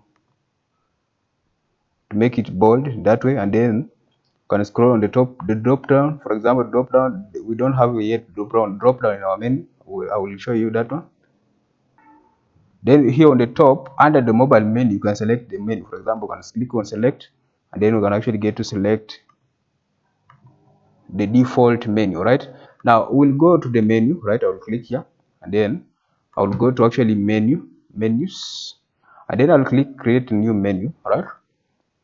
Under the new menu, I'll say mobile menu, right? Mobile menu. I'll say mobile menu, like that, and then I will select mobile menu, and then next, all right? Under the mobile menu, I'll add items, all right? I'll click add items, and then I'll add the home page, about us page, and then I'll add our services blog, and then contact us page, and then I will actually get to publish, all right? And then I'll click away, all right? Then I will scroll on the top to the header. I'll click on header. Then I'll go to actually the tablet view. Then I'll click on the mobile menu, all right? Then I will select, for example, select the menu. I'll click on this drop down, and then I will select the mobile menu, right? This one is actually mobile menu. I'll click on it, and then I will get to apply now that mobile menu. When you click here, when you click on this gear, you have that one mobile menu. It starts with the home, about us, and our services blog, and then contact us page. These are actually menus that you can have in your website, all right? Then you can also get to consider to actually reduce, for example, this off. This one is called off canvas area. You see, when you have on mobile menu, say off canvas area, click on off canvas area, then we will get to open this setting. It's called the pen width. You can reduce this pen width, for example, from 65 you can reduce it. You can reduce it to be somehow small, all right? You can make it somehow small, like let's say be 32. That way, you will get to make that menu small, all right? And then you can also control, for example, the alignment. For example, vertical alignment, center alignment, or top alignment. That's actually the best. Horizontal alignment, let it be left, like that one. And then you can actually get to make your things, to make your mobile menu be very, very well. That one is actually the tablet view. Then you can click, for example, on the mobile view. This one is actually the mobile view now of our website, all right? This one is the mobile view of our website, of our header, all right? Now, I'll increase, for example, the pen width on the mobile view. Let it be 50. All right, that one is good. This one is tablet view. This one is actually mobile view, and it's actually responsive. This one is tablet view, mobile view, and that one is actually good, and it's actually responsive to all type of device. And also you can consider, you can even change this color, this background color from here. For example, you can click on the tablet view and you get to change this background color. You can input any color. You can input, for example, a color like this one. You can input a color like this one. You can input this palette colors. All right, you can input this one. You can input this one. All right, you can input, for example, the first color. That is actually the way you can actually get to consider customizing the mobile menu and in making it to be responsive. Nowadays, most of the traffic on website, it is actually from the mobile. All right, now you need to make sure your website is actually mobile responsive. All right, responsive. It responds very well on actually the mobile. All right, and then I'll just publish changes. That is actually the way, and that is how you make the header of your website, and this is how it looks. All right, now our website is also made up of actually the header and actually the footer. The footer is actually this bottom one. All right, I'll go to the customization. All right, and then I'll go click on footer. The footer is actually similar to also to the header. It got actually 3 rows: top row, middle row, and actually the bottom row. Right, the bottom row of this website got actually the copyright, and click here on the copyright, on this copyright, and then you can actually get to change also. For example, you can remove the word copyright. For example, copyright, you can remove it, and then you can remove, for example, WordPress theme by actually theme editor. You can remove the whole of this text and then input, for example, brand name. All right, brand name, which is actually, I will go to our website, and this one is actually the brand name. It's actually Savannah. I will put, for example, the brand name, which is actually Savannah. All right, Savannah Living Furniture Kenya, something like that. All right, and that is the way we get to customize that menu, that footer menu. Right, I'll click here. That is actually the footer menu. You see, this one is actually the footer. And also you can actually get to consider the alignment. For example, have left alignment, then you have center alignment. Right, now the text to actually get moved to the center. Then vertical alignment, you can make it also to the top, to the middle, and then to the bottom, or make it to the middle that way. And also you can also even change the background color. Right, you can click on this one, and then you are here on the bottom row, and then you can also click on the bottom row, and then you can go to design. Right, then you can change the color. All right, you can click on the initial color, then you put any color. For example, that one, or this one, or this one. All right, and then you also can change the copyright color. All right, you can go to design, and then the initial color, make it, for example, white. All right, for it to be visible. And then also you can change the font family from here. You can click here on the font family, and just search, for example, Poppins, the brand font that we are using, and then you can click like that. And then also you can also reduce the font or increase the font of the footer, something simple like that. Then when you link, if it is actually a link, you can change the color to be that one. If it is actually on hover, that is actually the color if people hover on it. Right, those are actually footer customization that also you can do with your Blocksy theme while making a website. All right, I will click publish. All right, and then I'll refresh this website. And that way we have customized our header, we have customized our footer, and we are actually good to go on now making content in our pages. For example, our home page, our about us page, our services page, our blog. Right, then we have our contact, and that is the way you get to set up your website. Now till there, I have here some question. Most of the time, while I actually teach people, I actually give some question, all right, in order for you to actually comprehensively understand what we were learning. All right, now I will give you some question here. The first question is actually this one: what is WordPress? All right, that one is actually a theoretical question. And then the second question is actually this one. The second question is actually this one. Now this one are actually practical question. How to log into your WordPress website? How do you log into your WordPress website? Right? That's actually the second question. You need to know how that one. And then the third question, do WordPress dashboard cleaning in your WordPress website. All right? The backend. Go to the backend and then clean your default pages, posts, and actually comments, and actually plugins and themes. And then do WordPress user configuration. make, for example, something like on the user configuration, change, for example, the background colors of your website, and then do, for example, WordPress Gravatar, that small picture on your backend website, right, that I showed you earlier. Create an account with Gravatar, make a profile there. All right. The third thing, another question is actually, what is another practical question?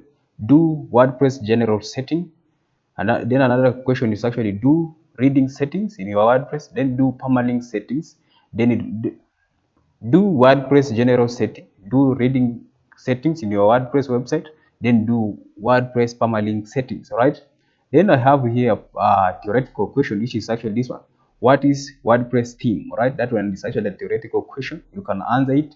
And then we have a practical question: how to install WordPress theme? Right? Then is install in your WordPress the Blocksy theme. Right? How do you install WordPress in your website? That one is actually a theoretical question. You can actually get to explain it. Then do install Blocksy theme in your WordPress, right? Then after installing Blocksy theme, do the following customization, right? Color customization, font customization, header customization, and then header customization, or the header customization, input, for example, a logo the way we did, and then move on to actually make a menu, for example, with this menu, for example, a menu similar to mine, for example, with the home page, about us page, our services, blog, and then contacts page. Those are actually menus you need to have, a menu you need to have in your website. And you need to optimize the header to all devices. Your header should be optimized to all devices, all right? Meaning, when your website, people access it, for example, in the mobile, it looks well, or also on the tablet and on the desktop view, right? As you are doing. And then do footer customization. Just do the copyright customization, right? The copyright customization of the footer as we did, right? And then that till there, we are on the same track. And actually pause this video, take a look of this question, and let's continue now.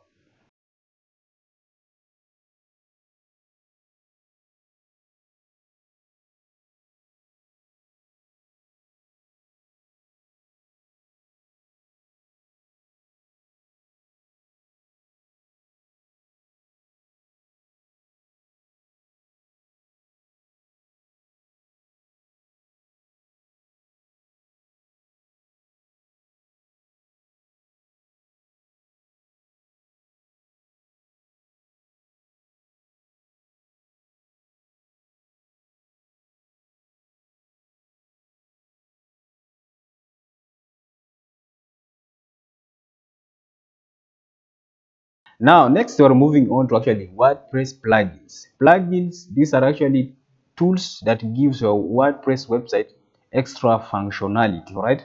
To access plugins, click here on the top here to go to the backend dashboard of your WordPress, and then hover to plugins. Click on plugins, right? And here you get to install plugins that will add extra functionality in your website. All right, now what is WordPress plugins? A WordPress plugin is a small piece of software that integrates in a WordPress website to add new features or expand its functionality. All right, as I have told you, plugins act like apps for your smartphone, allowing you to actually customize your website with specific capabilities without writing any code, right? That is what is actually WordPress. With that scenario, a plugin is like an application in your mobile phone, right? Now, in this tutorial, the first ever plugin that we're actually going to install, it is called Elementor, all right? To install Elementor, you click on, you go to your dashboard, and then you click on plugins, and then you click here on add plugin, right? Like that, and then click here Elementor. Just search Elementor, Elementor. Now, this one is Elementor, right? Elementor is actually a popular page builder, right? Let's see, this one is actually the website that we are actually making. This one is the website that we are actually making. It is called Savannah Living Furniture, all right? This one is actually an e-commerce website. As you can see the website on the head, it got actually the cart, right? Meaning people get to shop on this website, right? Now, to make, for example, our website, we need to install, for example, Elementor. And as you can see, this website, the content, for example, this one is the home page. It is actually made with the Elementor. This content, the whole of this content on this page, it is made with the Elementor. All right? With what? Elementor. Elementor is actually a page builder. Now I'll click here on our plugins. Then I'll just click install. All right? Then I'll activate. All right? Then I'll activate the plugin. All right? Now it will give you some pop-up, for example, sign in. Let's get to actually work with actually Elementor. Now I will just close it. I will continue just as a guest. I don't want to sign in with anything. I'll just skip, then skip everything. Skip. All right? I'll just skip. All right? And then I'll skip, and then I will open, and this one is Elementor. All right? Now tilde, that is actually, this one is now the Elementor. All right, I'll close the whole of this, and this one is Elementor. All right, this one is Elementor that we will get used in making our WordPress website. For example, this website of Savannah Living Furniture. All right, this one is actually Savannah Living Furniture, a website made with actually Elementor. I'll go to my website, and then I'll just exit to actually Elementor. Now we have actually get to install Elementor, and this one is actually a first plugin. Now we have one plugin called Elementor. All right. Now I will go to our theme. All right. We need also to install something in our theme. I will go to themes. All right. This one is actually Blocksy, the Blocksy theme. All right.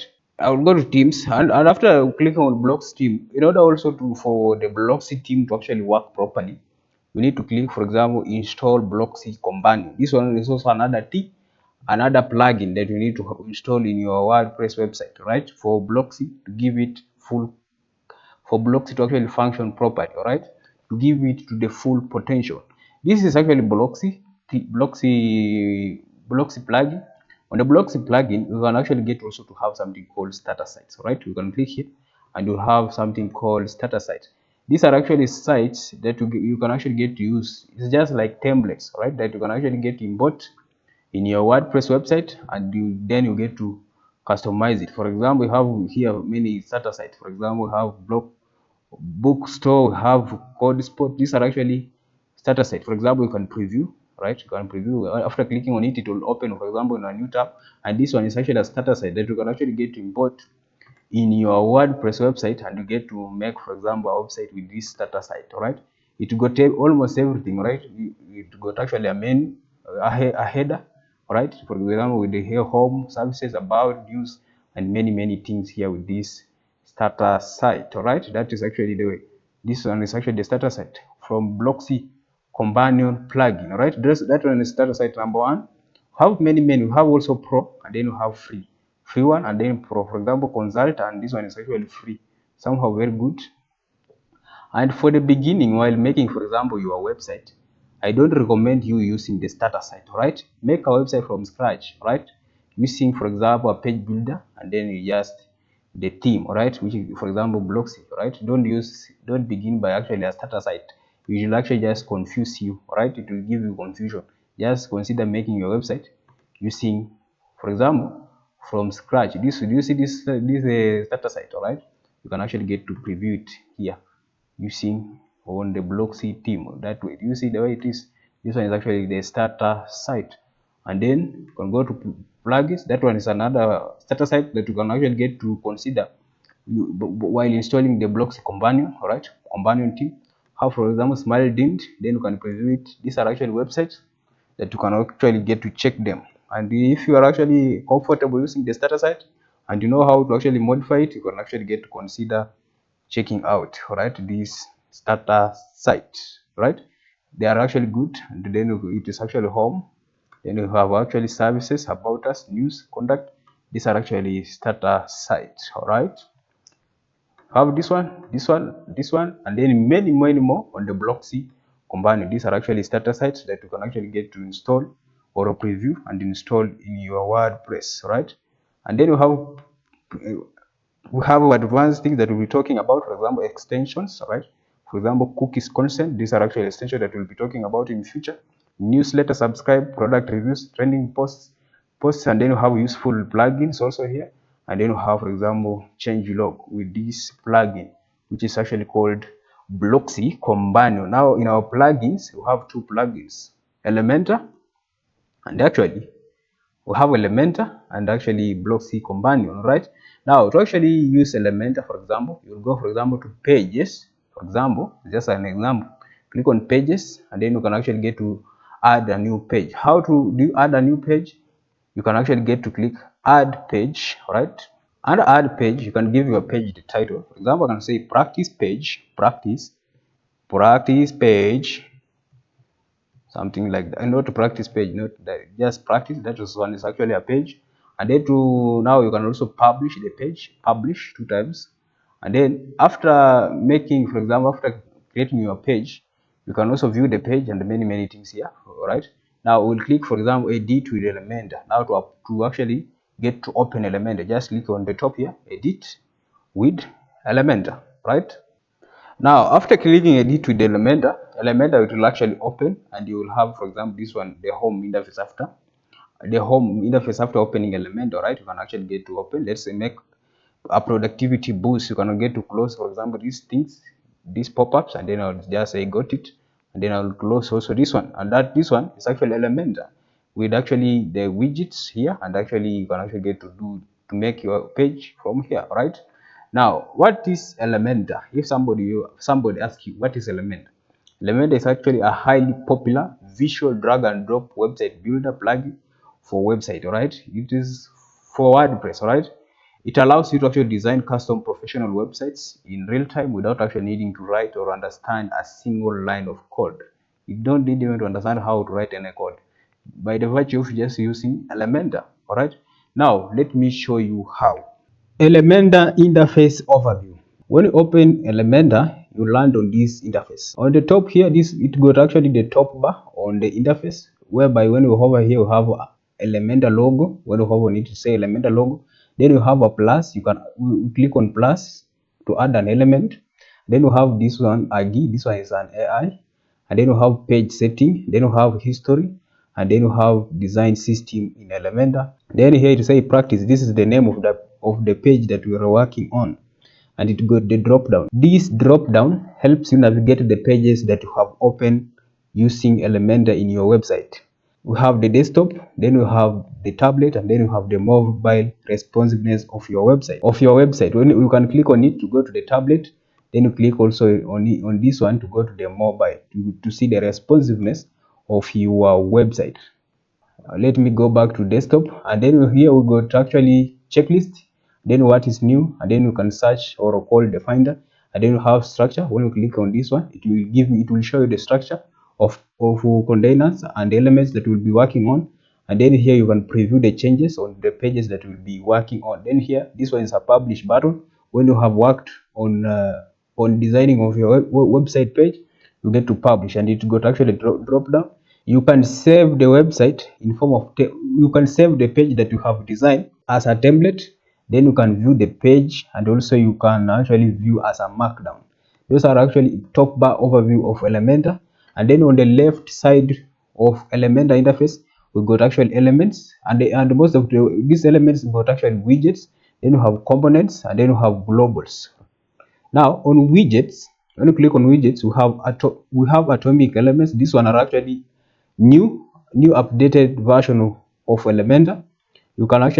I can actually get to collapse it like that. These are actually advanced new features of Elementor. We have atomic elements, and you have atomic form, and then you have custom widgets. These are actually advanced, but the widgets that we'll be learning about layout, for example, container and grid. And then you have basic. These are actually elements that we'll be learning. And then you have basic widgets elements.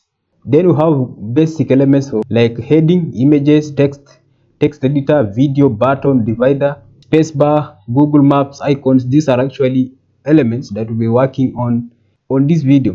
And then we have pro elements. We'll not go to use that one. Then you have general, for example, tabs, accordions, image box, icon box. These are elements that we'll be working on. Image carousels, basic galleries, and many more elements that we'll be working on Elementor on making our website. And then we have link in bio elements, and then we have site widgets elements and many widgets. We have single, then we have WooCommerce, and this one are actually premium. You see here on the side say upgrade. You need to upgrade to premium, and then we have WordPress elements, right?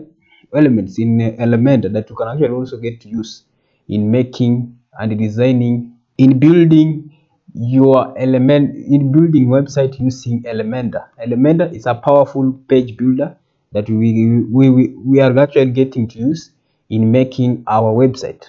Next, in order for us to use Elementor, first we need to do some basic settings. I will click on Elementor logo, and then I will go to setting. I'll click on setting. On Elementor, we got actual site setting. We have the global color settings. We have global font setting. Leave them in default. Don't change anything in global colors. Don't change anything in global fonts. These fonts and colors, we set them on customization of theme. Leave them the way they are as default. Don't change anything on global colors. We have also global fonts. Then we have themes. Then we have theme style, for example, typography, button, images. Also, this one, leave them the way they are as default. Don't touch them. Let them just be like that. Then we have site identity background. We customized it earlier using Blocksy Theme. Then we have layout. This one, click on layout. This is the one that I want to show you. Now, under layout, we have content width. It is 1140. This is actually the width that we'll be using in making our website. The width, for example, let me open this website. The width of the website. You see this header from this logo till the search here. Now, this one is the width of the website.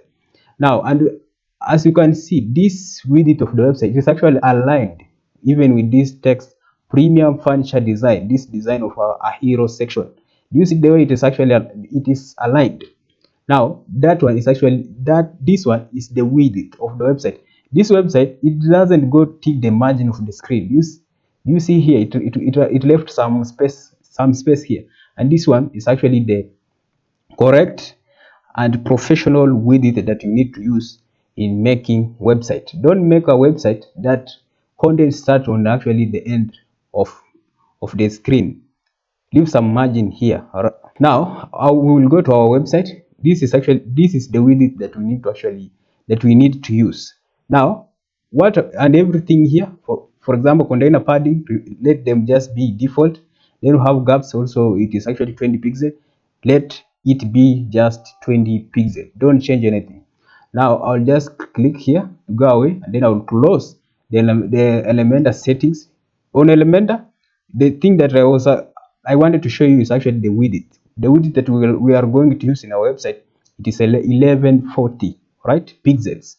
Now I'll click on Elementor logo, and then I will exit to WordPress. I'll go to WordPress. I will click on the site logo here on the top. Then I'll go to Elementor, Then I'll hover to Elementor. This is Elementor. Then I'll go to editor. Then I'll go to settings. Under setting, go to atomic editor. This one is it is a new feature, and it is more advanced. Now we will actually get to reactivate it. We'll deactivate it. Then you check here, I have read and understood, and then deactivate. When you deactivate, now you will know in your Elementor interface, we will not have Elementor editor. Now in Elementor, we will not have Elementor editor elements like Elementor forms and Elementor elements. After deactivating it in our Elementor interface, now we will not have the atomic editor elements. And then the next thing, we need to customize the site width. I will click here to go to the front of our website. Under the front, I will click just customize. Then I will scroll to general. I'll click on general. Then I'll go to layout, and then we'll change this maximum site width. It is 1290 pixel. I'll change it to 1140 pixel. This one is standard professional width that you use on your website. And then I'll click publish. As you can see now, this website of ours, from this logo of Savannah Living Furniture till the search, it is now 1140 pixels. Till there, you need to customize your website to 1140 pixels. That is actually professional measurement that you need to consider. We will be using this website. It is called Savannah Living Furniture, and we will be designing the hero section of this website. As you can see, this website got the hero. Hero is the first design of your website when people land into your website. It's the first design of the website. When people land into your website, they will get to see the hero. Now this one is the hero premium furniture designed for modern Kenyan home. With just this text, it get to grab the attention of the visitor in your website, and then you provide some explanation with this paragraph, and then you provide CTA. We have two buttons. These one are called CTA, call to action. We will be using this website as a case study. I will go to our website, Savannah Living Furniture, and then I am on the home. When you open the website, it will land on the home. Now I'll click here on the top. I'll click on edit the page. When I click edit the page, you see on the top here the blue button. It say edit with Elementor. I will click on it. Then Elementor, it will load and open the page in Elementor.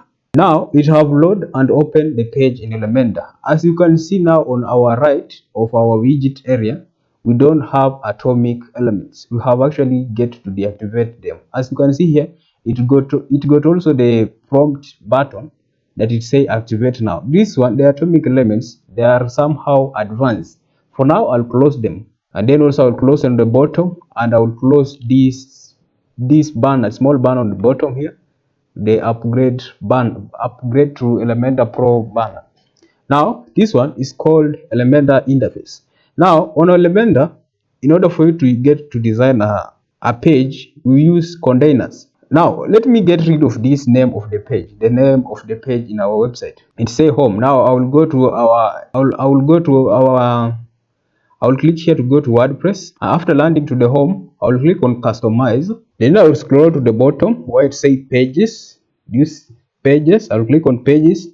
Then it say page title. I will turn it off, and then I will publish to apply the changes. Those are customization that you need to do in order for you to remove the name of the page or the title of the page in our Elementor. Now I'll go to Elementor and get refresh it, and then get to remove this title. I'll refresh Elementor. Now in Elementor, you make a website using container. To create a container, you can click here on the plus, and then you have containers. We have flexbox, and then we have grids. These are called containers. Now I'll click on flexbox. We have this type of flexbox. Direction is actually column. This one is actually direction is actually row, and then you have two column, but the right one is small, and many more. The popular and the most common is actually this one with two columns. I will click on it like that. Now we have two columns. For example, this one is the first column, and this one is the second column. Now I will add an element. For example, to add an element, I will click on the top here, the plus, and then I will add an element. For example, the title, I will click and drag. This one is a page builder that you click and drag. Now I'll click and drag just the heading like that till that halo effect or the bluish color in the container area, it appears, and then you can just left it like that, and now we have a heading like that. Now I will click again, and then for example, you can add something like an image. You can click and then place an image to the other container, the second container like that. And then also you can click again, and then you can also add text editor. You just text editor, click and then drag till that hello or the bluish effect, then just left it like that. Now that one is the text editor. Then you can click again on the add element, then you can scroll to another type of elements. You can even add a button. You can click and then drag till that hello effect like that, and then you can actually you can left it like that, and you have the button. That is the way you get to click and drag in order for you to place elements in your container, like a flexbox or a grid. And then after creating these elements, in order for you to delete, you just click on it and then right click, and then you can delete that way. Then also you can delete the entire container by hovering here on the top and this X, and then you can delete it or close it like that. Now let me go to this case study website of ours. On this website, we design the hero, we design this section, featured category section. All of this will be designing with Elementor. About us, why choose us, and then we will go to custom furniture, how it works, and then we'll go to testimonials, and then we'll go to deliver comfort, and then we'll go to this CTA. End of the page scroll CTA. Now let me go to the hero. On the hero, we have this text, premium furniture design, and then we have for modern Kenyan homes, and then we have this paragraph text here, and then the two CTA buttons. And then on the bottom, on the background, we have images, which are actually the background, and they are carousel. I will be showing you also that one. Now I'll click on it on Elementor on our page builder. Now I will click on this plus, and then I'll click on this plus. Then I'll go with the two column container. After clicking like that, now I will go to elements, and then I will add in our website to have a heading. I will click, and then I will drop it like that, and then I will add a heading. I will copy this text, premium furniture designed. I will copy it, and then I will go to our website. Then in order for you to modify the text, click on it, and then on the left here where it say edit heading, you have content, then you have style, and then you have advanced. Now I'll click on content, and then the title, add a text here. Now you click on here, and then you get to modify it by placing your text like that. Then also I'll close this one like that. Now that way you get to add a heading text in your container. Also, you can duplicate this container by the virtue of you hovering here on the pencil, something looking like a pencil. Then right click, and then you can duplicate it like that. Then we will go to our website, and this we have another heading, say for modern Kenyan homes. I'll click and drag the text for modern Kenyan home. I'll click and drag, and then I'll come to our website in Elementor, and then double click like that, and then I will modify the text to that one, that way. Now it is for modern Kenyan home. That is the way you get to make that text. And then another text is actually, it is this paragraph. I'll click and drag to copy this paragraph text till there, and then I'll control C, and then I'll go to our editor. To add a paragraph, you click on add on the top here, add elements, click on it, and then we'll add a text editor. I'll click and drag till that bluish halo effect like that, and then I will modify the text here on the left, and then I will paste in our text. At Savannah Living Furniture Kenya, we create furniture blah blah, many texts talking about the brand. Now we'll go to our left container. This column got actually two containers, the first one and then the second one. Now I'll click add element, and on the left container we will add something like an image. I'll click and drag. To add an image, when you drag an element like that, do you see on the content here image? Then you can choose image. You hover on it, then you say choose image. Just click on choose image like that, and then it will open the media. It will open the media whereby you can get to upload your files. I'll click select files, then I will select files in my computer that we are using our website, that we are using in making our website of Savannah Living Furniture. I have prepared some images. I will click and just drag. I need to upload as many images as possible as at once, and then I will click and then I will open. After opening that image, for example, I'll just pick a random image, for example like this one, and then I'll click select. After selecting an image, that way you get to place an image in your container. Now on this element, on this heading element, I click on it. You just click on it, and then it will give you the ability to edit it. Now it will change to edit heading. Now under edit heading, we got actually the title. It is actually this one, premium furniture, and then we'll go to style. On the style, you can the style of the heading have alignment. This one is actually, it is left alignment, have send alignment. Those are word processing editing tools in Elementor. Then you have right alignment, then you have justified. But for now, I'll left it to be the start or left alignment. And then the typography. On the typography here, it is default. You can click on this pencil like that, and then you can also increase the size of the heading. Click and drag like this. You can click and drag to increase the typography, for example, to be like 49 or 48. Let it be 48, something like that. I would glossy this one, enlarging the font like that. You can also just click away, and that is the way you get to modify the text and enlarge it. Now, after applying that style, for example, in order for you to move efficiently, rather than again clicking on this one and then going to style and then going to modify or changing the alignment, you can just click on this one, the first one, then right click. You click on this element, then go to pencil like that, then right click and then go to copy. You can copy and then you can click on the second one and then you can right click and then you can just paste style, and then the style, it will just get to be applied immediately. Let's go to our case study website and click on it. On this website, as you can see, we have an image. To place an image, I have showed you. Now we have this text. It have a background with a specified color that makes this text to get to stand out as a hero on the hero section of our website. Now it grabs the attention of the visitor to the website to take action and get to read what the brand offers and get to take action on the CTA. Now we'll go to our website, and this one is the image that you can insert it on it. Now I'll right click and then get to delete it like that. Now, in this website, the background image that is actually changing with time. After some time, you will see the image it changes. It is called an image carousel. Carousel contains two or more images. Now, to go to insert a carousel element, yes, you have it here. Then we'll go to general. Under the general, we'll have tabs, and then these other elements. Then we'll have image carousel. You see here on the bottom.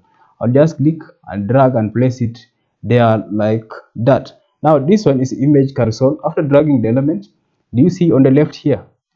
It say image carousel. Then you can click on this plus button to add images. Now I'll close this one. Then I'll click on this one, on this plus button. Then I can select the images that we need to make as a carousel. A carousel will select more than 2 images. I'll select all of these images. I just click create a new gallery like that, and then I will insert the gallery. Now I have inserted the gallery. As you can see these images, and as you can see here, we got actually the carousels of images. Now I'll scroll on the bottom to make some setting. For example, image resolution, I'll change it. For example, it is thumbnail. Now I'll change it to medium like that. Then slideshow, it is default. Now I'll say 1, just slideshow 1 image at a go like that. And then image stretch, no, or yes, let's say yes. And then navigation, it is in form of arrows. Do you see these arrows? Now you can get to modify. You can say arrows and dots. We have arrows, then we have dots on the bottom, have dots, have none. You can even make it to be none. That is the way you get to make image carousel. And when you get to edit you insert elements to view the website in full screen, you can click here like that, and then you get to view your website in full screen like this. And then when you want to bring the Elementor widget area like that, you can click on it, you can close on it, or we can get to use the shortcut Control P like that. Control P to hide it, Control P to show it, to show the Elementor editor. For example, when you input your elements like header, like heading, then your images, alignment is very, very important. As you can see, this image, it is aligned on the top of these containers. Now you can get to align your containers in different ways. Let me Control P to show elements. Then in order for you to align elements in a container, you click on the container. Do you see here on the top? It said edit container. Hover your mouse, then click on it like that. Now this one is the edit container. Container got actually the layout, the style, and then advanced. On this layout, the container layout is flexbox. Container width is full width, and then the width is 50, meaning 50 from this end to 50 here, and then another container takes from 50 to 100. And then the min height, you can also get to consider that one. Then the item direction, we have it is actually vertical. You can change it to be horizontal. You change it like that. You can change it to be reversed like that. You can change it to be reversed column like this. Those are actually the way, but let it be column vertical as usual. And then you have justify content. Now the content inside this container, you can get to justify them. You have the start, you can justify the content like start, sender, and then you have end, then you have space between. But most of the time the one that you use most of the time it is sender. You click on sender. Then you have align items. You can align item to the start, to the sender, to the end, or to to stretch. Now for now we can make it to be sender, and that is the gap. Let me get to edit the second container. This container made of our image of our cursor. I will click on this container, then I will click on the top here on the container like that. Now this one is the one that will show visually the way elements get to be aligned. Now it is the direction I have shown you. Have this one horizontal, have vertical, then you have this one, and many more. Like, and then the column reversed on the bottom. Now I'll leave it to be this one, and then justify content. Have the top. Now the top is the default one. Have the sender. Now do you see the image the way it changed? It goes to the center of the container. Then you have end to the bottom, and then you have space between. Let me say for example, I come and then click and drag this text editor here on the bottom like that, and then I'll click on this container editor. I'll click on the container editor, then I'll go and then I say space between. Now have space between the container. Then also I can say space around. Space around, it will put a space around the elements. As you can see, when you hover the mouse, it will actually the space around, and then you have space evenly. The most used is actually it is sender. You just find the content on the sender, no space between, like that. Align item, you can make it to the start, to the sender, or to the end, and many alignments that you can consider here on Elementor. That is the way. Now let's embark on making our website as our case study, the way it is. Those are actually basic explanation about the widget and the setting that you can do to each type of elements. Now till there you have now you are understanding how to use Elementor elements. For example, the heading, the text editor, and then the images or cursor, then this heading. Now also on this container we got these 9 dots. When you click on 9 dots, you can get to edit the element. Then with this X, you get to delete the element as I showed you earlier. Then this one, you can add a container on the top. When you click on it, you can add that container on the top. For example, you can click like that, like this, and then you can add even 2 like that. You can add that container on the top. And for example, to duplicate an element, for example, you hover, for example, this text on this pencil area, and then you can duplicate to have a duplicate of the element. And also you can add an element, for example, on the top like that. That is the way. And also you can also get to duplicate the entire container by clicking on those dots, on those 9 dots, then right click, and then you can duplicate like that, and then you get to duplicate the entire container. As you can see, that is actually the way. That is the way. As you can see, now we have containers, and you see the way our website is. It looks good. For example, from this search till this image, it is uniform with the width that we set earlier. And also you can see from this heading, from this logo till this paragraph, it is uniform with that width that we have set. It is 1140.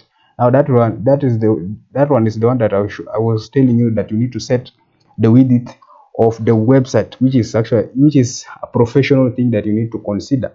Now let's continue with our case study. I will get to clean up.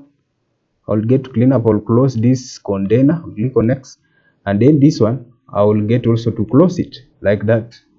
I'll close also this container, then I'll click add a container. I'll click on it, and on this website we used just a single container, single container with the direction vertically. I'll click on this one, then I'll click on this container like that. Under this container, the background one that you are seeing these images, it is an image cursor. I'll go to our Elementor page editor. Now to insert those cursors, as you can see on this website like that, and then I'll click on this container. Then we'll go to layout, then we'll go to style, and then we'll go to advanced. Then advanced. Now I will click on style, then I'll go to background. This one is background. Now on the background, we have classic, we have gradient, we have video. On the background, we can also get to place a video. Then you can place also a slideshow. Now click slideshow, and now slideshow represent that cursor that I showed you earlier. I will close this one, and then I will add images, and then I will click on this image. Then I will hold shift and then click on this image to select multiple images. Then I will click create gallery, and then I will insert gallery like that. Now I have inserted the gallery. After inserting that gallery, we have those images as background in our container. I'll scroll on the bottom, and then transition, it just fade. We have many type of transition. It can say slide right, slide left, slide up and the bottom, but fade is let it just be fade. Duration is 500 milliseconds. Let it be like that one. Then background size, it is default. You can say cover, let it be cover.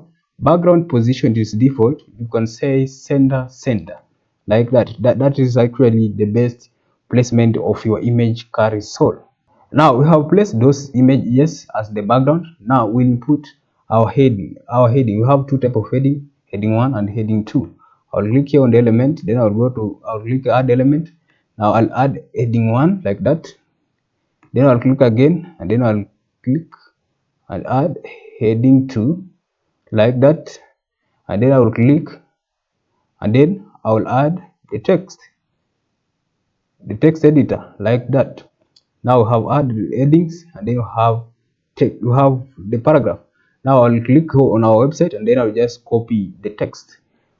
I'll copy this text, then I'll click here, then I'll modify the text to that one. Then I'll go here, then I'll copy this text, click and drag, copy, come to our website, then click here, and then Ctrl V to paste in the text like that. Now as you can see, our text, it is not visible. We'll be rectifying it, don't worry. Now I'll copy, for example, this paragraph, the whole of this paragraph. Ctrl C to copy, come to our editor, and then click on the text, then modify the text like that. Now our image, it is interfering with our text. Now how do you get to solve that problem? Click on the container here on these 9 dots. Then after clicking on that 9 dots, we have background, we have input our cursor. I'll get to collapse it like that. Now I'll go to background overlay. I'll click on background overlay. This is a type, and then under background type, we have normal, and then we have hover. Now under normal background type, I'll input classic. I'll click on classic. Under classic, I will input a color. I'll click on this default color, and I will input a color that is dark. I will input color 1 like that, and that is the color. This one is dark. Now do you see our text somehow is visible? Now I will scroll on the bottom, and then I will increase opacity. I will increase it to be like 80. Let it be 70 like that, and then I'll change our text color. I will click here, and then I will change our text color. As you can see on our website, we have a black type of color, and then we also, this one is black, and then another type of color, this one is white. Our text editor. Now I'll click here. This one is black as default, is good. Then this one is also good. This one is supposed to be white in order for it to be visible. I'll click on it, then I'll go to style, then we'll go to typography. Click on typography. Have typography, you can get to increase the size, and then you have text color on the bottom. You can click on default, click on it, and then change the color to whichever the color of your choice. Do you remember the colors that we were setting on the theme? They are here from color number 1 to color number 8. Now we'll put color number 6 as the text color. As you can see now, those texts are now visible in our website. We have just inserted our cursor on the background, then we have our heading, then we have our paragraph text here. Now what I will do, I will input also a background in order for this text to get to pop or to stand out. All right, I'll Ctrl P to view the full screen of our website. Now this is actually the way it looks. As you can see, we have a space here, then we have space on the bottom. Let me get to modify. I'll click on this arrow, then I'll click on the container to input a little bit of space. Then I'll go to layout, go to advanced, go to layout, and then click on mini height. Click on mini height. When you mini height, you can actually get to increase it like this. Do you see the way it is now visible? Do you see the way it is visible? You create now a space between your images like this. I will increase it in order for it to be visible. You can increase it, you can get to increase it somewhere like let it be a half of this width, a half of 1140. It's actually 500 and something, 560. Let it be there,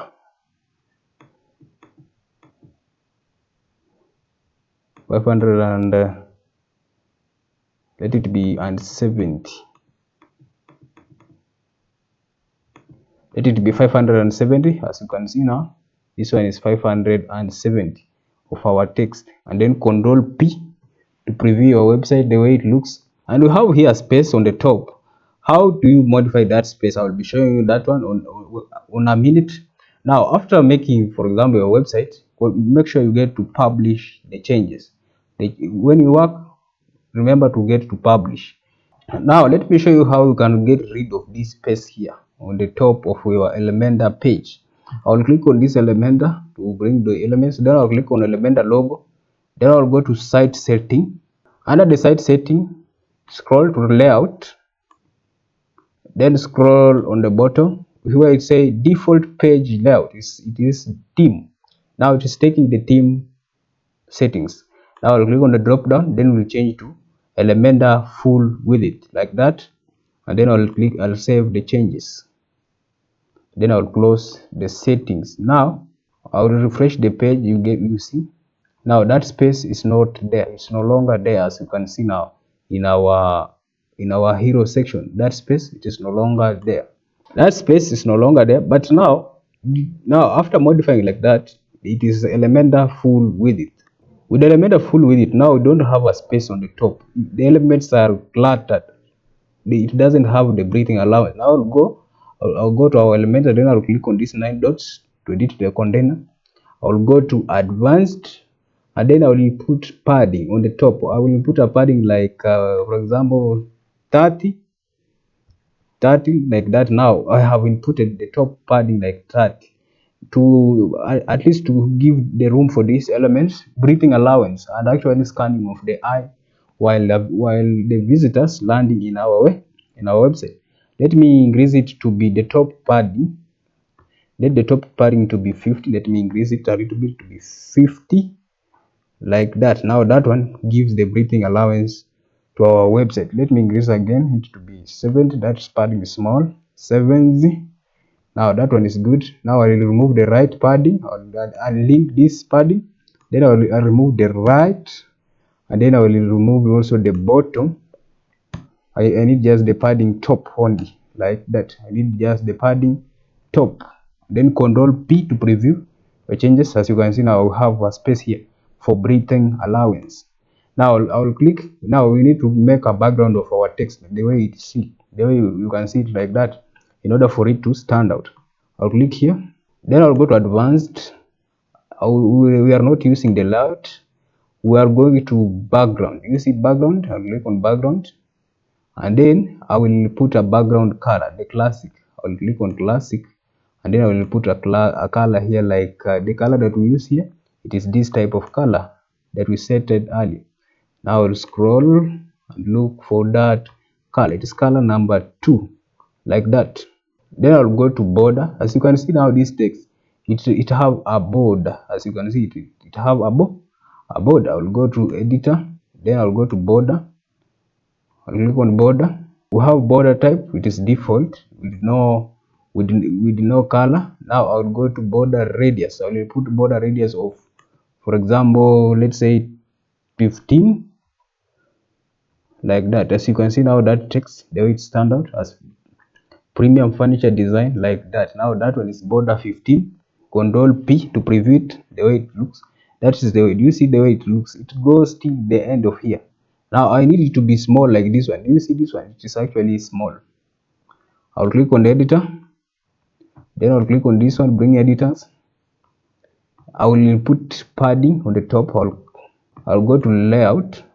Then I will put padding like let's say 15 also. I see the way it behaves like that. That 15 is somehow good. like that. Now I have inputted a padding of 15. Now that text it get to stand out. Now I'll click on the text again, then I'll go to style, and then I'll go to typography, and then I will increase the size a little bit to be big, to be between 40, let it be 48 or 44, somewhere there. That is 47, let it be 45. That one is good. Now I'll click on it. Now to apply, you can also get to copy the style. Right click and then copy, then paste the style here. Right click and then paste style, and then you can change just the color. I'll click here, then you have that type of color. Then go to style advanced, close the layout, then go to background, and then the background color, it is this one. I'll click here, then you can modify, click here, then modify the color, for example this one, and that is the color, or modify to the color that is visible to people. People can actually get to see, like that one is good, that one is visible, people can actually get to see that text and it get to stand out.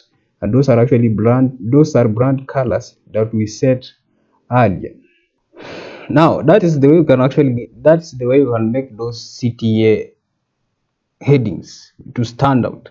Now next we are moving on to this button. So have two type of buttons: shop furniture and then request custom design. Now I'll click on our editor, then to input a button, click on add element, then you can scroll to button. This one is button, then click and drag and drop it on your container like that.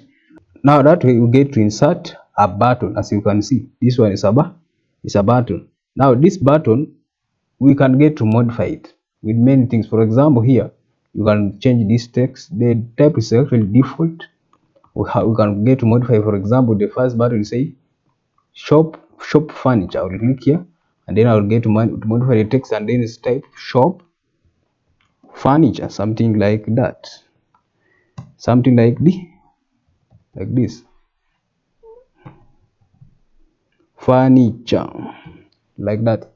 On the button you can also get to input a link, and then you can input a link here, and also you can go to style and get to modify the button a little bit. For example, text color, you can leave it as white, and then the background type, the type of the background, you can click here and get to modify the type of the background. The background type, you can click background color, right?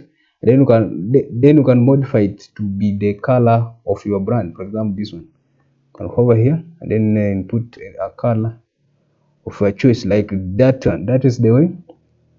And then we can go to text color. It is actually white, it is good. Then you can hover to typography and change the typography type. For example, font size, you can increase it to be like 16. It is good. Increase it 16 like that. And then weight, let it be default, transformation default, and then let it weight, we'll change the weight. We'll click here on the drop down and then make it bold, 700 bold, like that. Now that one is good. Then we'll close it like this, and that way it looks good. Now how can you input two buttons? Have input this first button. When you input a next button, you click on this one, then you can right click and then you can duplicate. You can duplicate the button. That way you have two buttons.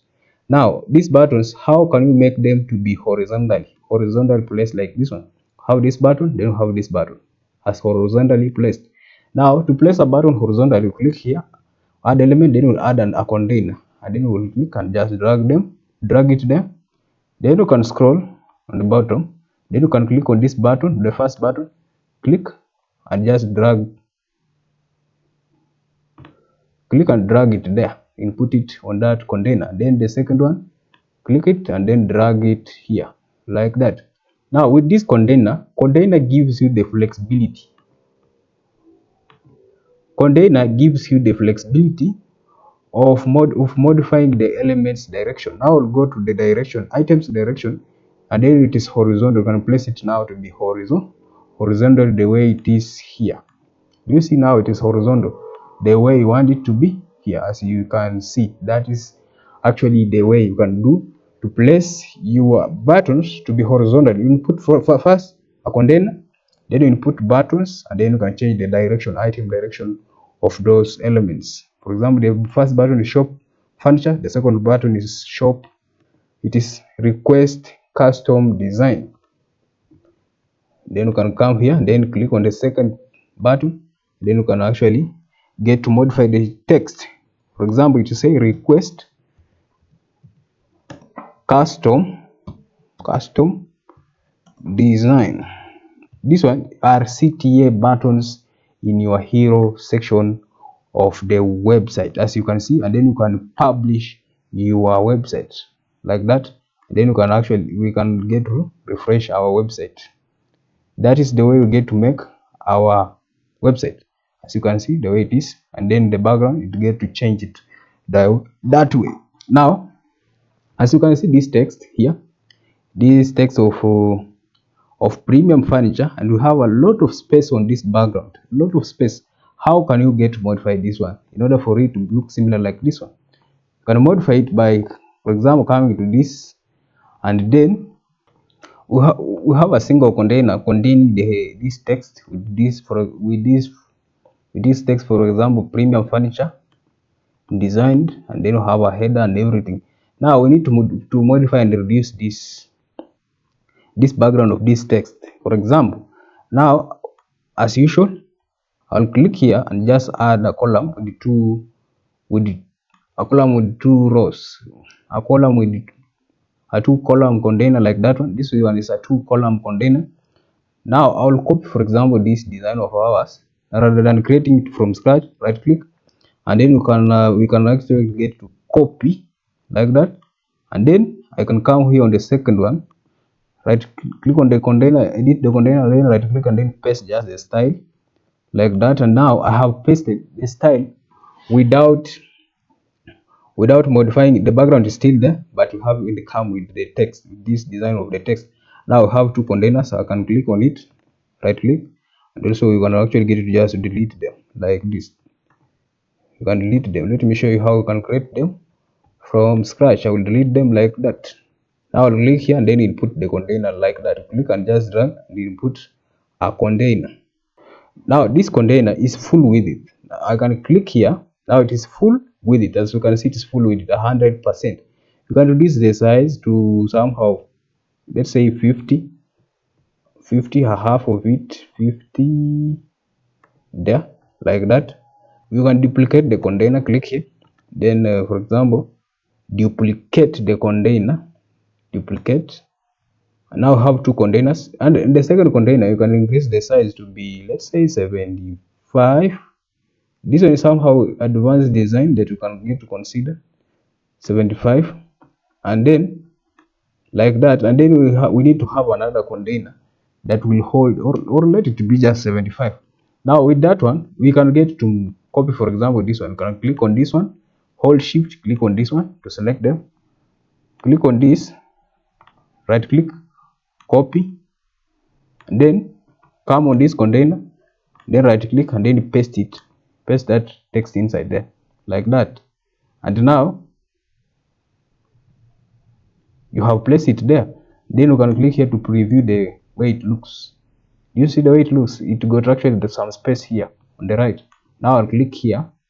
In order for it to be on the same line, I'll click on the container, and then I will increase the size in order for it to be on the same line like that. Now I'll reduce it to be on the same line. I don't want to go on the second line like that. That's the way you get to make something like look like this, somehow advanced, but it makes your design to pop. And then you can actually get to bring the second one. I'll click here, right click, copy, scroll on the bottom, I'll click on this second container here, then paste. I'll paste it there. Then I'll go to this type of text, this paragraph text, click on it, right click, copy, come here on the bottom. Then let's go to the second container, this one, and then we can actually paste, right? Then we can let's increase this container to be top. We need to have spacings for somebody to see the background of the furniture for the brand, like that. And then we can copy this container, copy it, copying and pasting also very important, you need to know while working on. Then come here, then paste style, Control Z to undo, then click here, then paste, like that. Now we have our hero. This one is the second type of hero that looks similar to this one that you see earlier, this one. And you see the way it looks. I'll click here, then I'll go to increase the font size. You just click on this text, then go to style, then typography, then increase the font size to 16. That is the official font that we can consider. Then we'll click on this container. It is 75. The width, it is 82. Now let's increase it to be just 100. Let it be 100 till the end, and then we can actually get to preview it. Now that way it looks similar to this one. That is the way we get to make that hero section of our website. Until there, you have some basic understanding on how to make a hero of your website. I will close this one, I will delete it like that, then I will publish, and then we'll refresh our website to get to see it visually. That is the way. Till there, we get to make a hero section of our website step by step with you. That's the way. Let's do a bit configuration of these buttons. Do you see on this website, when you hover on it, the color changes. The present color is that one. When you hover, it changes the color, but the text color it remains to be the same white. But when you hover, it is grayish. But when you hover, it changes to that greenish color. Grayish. When you hover on this one doesn't have a hover effect. That is actually the way. Let's go here to talk about the hovering effect in our buttons. I'll scroll to our website here, to our hero. Then I'll click on this button. To get to change the background color, you go to style, and then we'll go to background. The background type, the normal one, it is this type of background. Or the normal one, you can change it. For example, I can click here and change the normal background here. I'll click on these global colors. Then I can change, for example, let it to be like that. Now that one is the normal. When you hover, click on hover. Now on hover, you can change the text color to be this type of color. Now the color number two. When you hover, now it changes to that color. That one is the hover effect that you can do on your buttons in Elementor.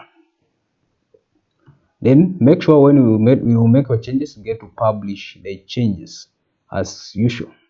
Now in our case study website, the second thing that we're moving on is this section. It is called the featured section or the featured category.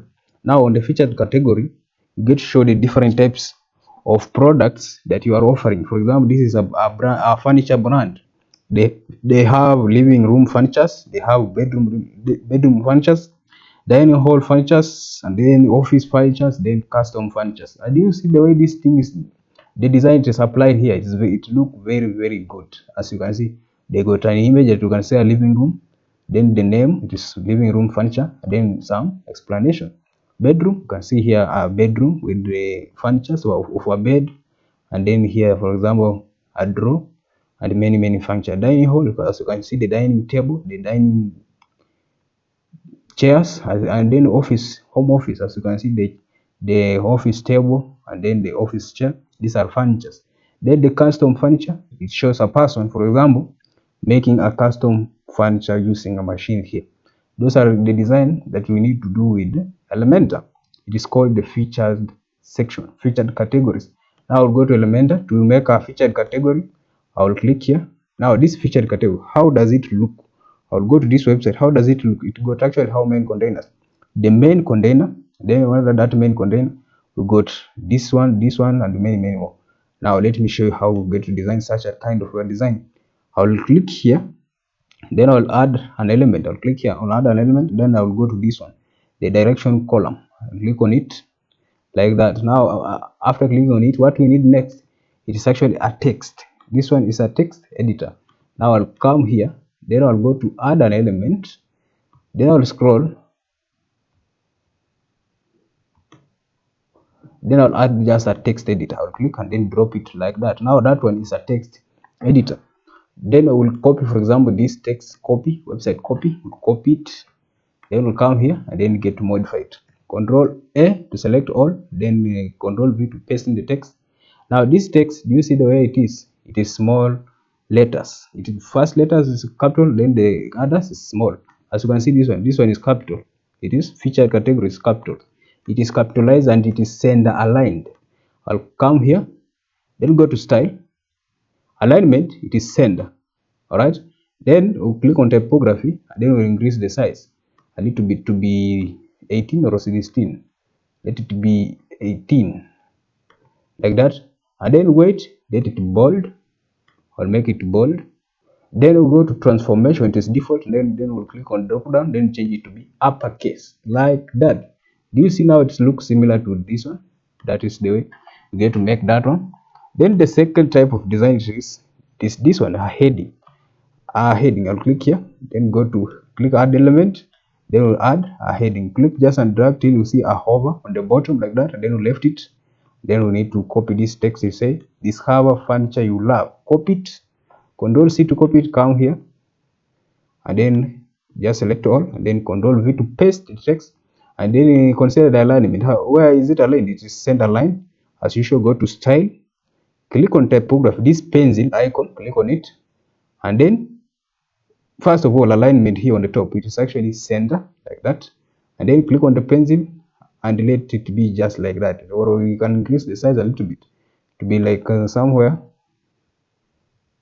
let it be 38, reduce the size a little bit to be 38 like that. As you can see now, then you have a small paragraph here, text editor, this one. Now I'll click here, go here to add elements, click and just drag till there, and then drop it, and then I'll come here, then I will copy this text,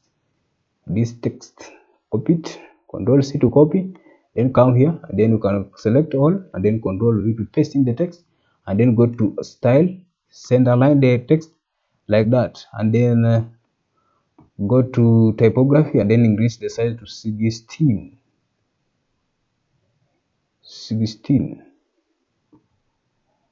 let it to be 16 like that, and then publish, and then you can also get to preview the changes. You can click on that eye to live preview your changes, then scroll. As you can see, it is here. You have featured categories, discover furniture you love, and then explore our carefully crafted furniture collection to bring comfort, and then as the copy for that website. That is actually the way. Now I'll come to our editor again. What next? I will preview our website. Now we have here containers. We have a container containing this image and the text, and these are categories for our brand. Now I'll click here. We'll put another container. I'll click here. Then I'll go to input a container. Now I'll input this one with 2 columns. I'll click on it. Now have a container with a container containing 2 containers, 2 columns on it. Now I'll click now on this one. On this step, first container, we have which one? Have an image. I'll come here. To put an image, you click add element, then you have image, drop it here like that. Which one next? We have a heading. Come here, click on this plus, and then you have a heading. Scroll. We have a heading. Click on the heading, click and drag, and then drop it there. Then which one again? You have a text or a paragraph. Click add element, then we'll go to text editor, click and just drag it like that. Now on this one we need to input an image. Which image did we use here? It is a living room. Click here, then click here on this image, then hover on the image, then choose image, and then on the media library we need to select a living room image. Which one is the living room? This one. then I'll click select like that. Now I have inputted the image. Now I'll click again here and then we'll put the heading. This is the heading. Copy it, come here, click on the heading, then get to modify it. Control V to change the text. And then I'll come here to this text editor, click here, and then you can actually get to click and drag, copy it, come here, and then modify the text here on your text editor like that, and you have get to input that text. And this is actually the way. Now we need to have how many columns? 1 2 3 4 5. Now I'll come here on our editor, then this one is column number 1. I'll click on this container, click here on the top, then right click and then duplicate the container. That is the way. Then right click here, then duplicate the container. We need to have how many? 5. Click and then duplicate the container. Those are how many? 4. Then right click and then duplicate the container. And then this one is an empty container. Click on it, then right click and then delete it like that. Now we have how many containers? 5. And that is the way you get to design your website with Elementor very fast, by the virtue of you duplicating the containers as you have seen. Now what I will do, I'll change the images and actually the text and the background. As you can see here, this one, the first image, you see the way it looks. This container, it is actually on the borders. Do you see the way the border it looks? You have here a solid border with the black, and then you have a rounded border here. Now I'll come here and then you have the background. Consider the background. You see the background is somehow white, but not purely white. I'll click here on this container and then we'll go to style.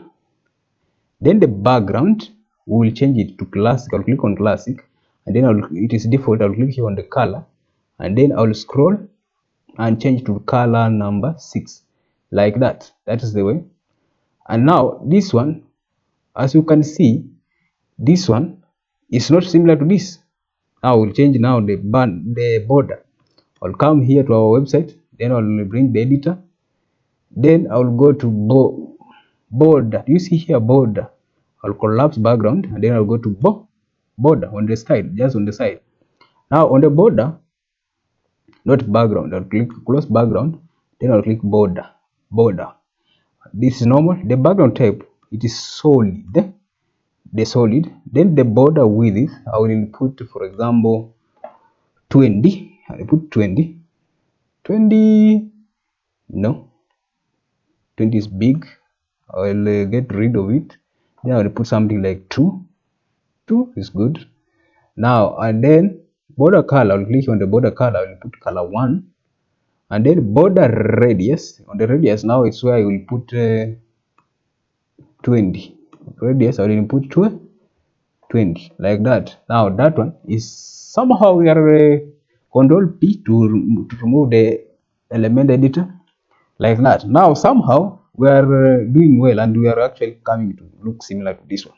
Do you see the way it is? Somehow similar. That is actually the way you come up with such a design in Element. I'll click here, then I'll bring our editor. I'll click here, and that is the way. And the alignment is actually center. Do you see the text? It is center. I'll click here, then I'll go to style, then center. That is the way. Then also the text editor, it is style and also it is center. That way we get to make those type of design in Elementor. Now to move faster, I'll just right click on this container, right click, copy, then paste the style on each container. Paste style like that. Click here, right click, paste style. That is the way you get to move faster. Right click, then paste style. Click on this one, right click, then paste style. That is the way you get to use Elementor in making that design very fast by the virtue of pasting the style. On the second one, we'll get rid of these type of images. The second one is a bedroom. I will click here, then change the text to click here, change it to be bedroom. I'll choose an image of a bedroom. In the images that I uploaded, this one is the bedroom, or this one, they are similar. Similar bedroom. How to select that one? Then I'll come here, then copy the text bedroom furniture, copy it, then come here, then change it like that. Then click on this one, copy this paragraph, come here, change the paragraph, Control V like that. Then here,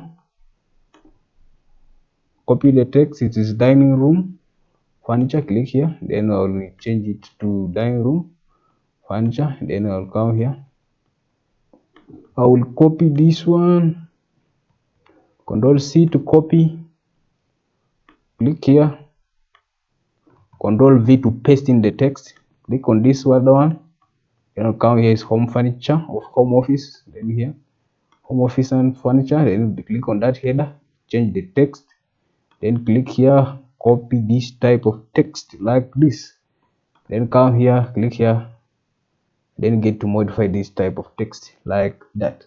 Then I'll click on this one, then I'll come here, I'll click here on the custom furniture, copy, then click here, then paste in, Control Z if you do something wrongly, Control Z, then Control V to paste. I'll come here, then copy again this text, Control C to copy, come here, Control A to select all, I will click and drag, then Control V, Control Z, then Control V. That is the way. Then come here, then we will need to swipe the images. I'll come here to swipe the images. The dining room, I'll click here and then choose the image, and then I will choose the image of the dining room. This one is the dining room furniture, select it, and then home office, I will click here and look for home office furniture image. This one is the home office furniture image, select it, and then living room, I will click here, living room, come, no, it is custom furniture, I'll click and drag this one, copy, come here, click here, then get to modify the text, click here on the paragraph, have a unique version, we earlier get to change that text. Then we'll click here, then we will swipe this image by virtue of us using that one, and that way we are making our website stand out using Elementor. I have made these 5 columns of the furniture category, featured categories of furniture here on this section. Then I will click just publish the changes, and then Control P to hide the Elementor editor. Now what is missing on this design? We'll go to our design here of this website. Do you see now what is missing? Do you see here on the space here between this column? We have a space. Now, and in our website we don't have that space. That space. Let's input it. I will click here, then click on this container, click on the entire container, then scroll. Do you see here it say gaps, and gaps is actually 0, column and row. Now here on the gaps we will put, for example, gap of 10. We see what is happening. Now do you see now we have a gap already, 10. With 10 we have a gap here, have a gap here, have a gap here. Now that one, it looks good. Now we'll get to Control P to preview the website in full view. This way, this is the way it looks in full view. Well, is it similar? We'll click on our website. Yes, it is similar. Do you see the way it looks? And in our website, do you see the way it looks? But there is just a small difference on the border. Our solid border is somehow darker, all right? It is somehow darker, more darker. But that one does not have an effect. That one it looks good. As you have seen the way we get to make such a design using containers in Elementor. This text to be centered. We'll click on style, center, click here, style, center, alignment, click on this one, style, center line, click on this one, style, center line, like that. This one also center line on style, center. This one also style, center. This one also style, center. This one also style, and then center. That is the way we are moving well with our website homepage design. Then I'll click just publish the changes, and this is the way our website looks. Is it similar? Yes, it is somehow similar.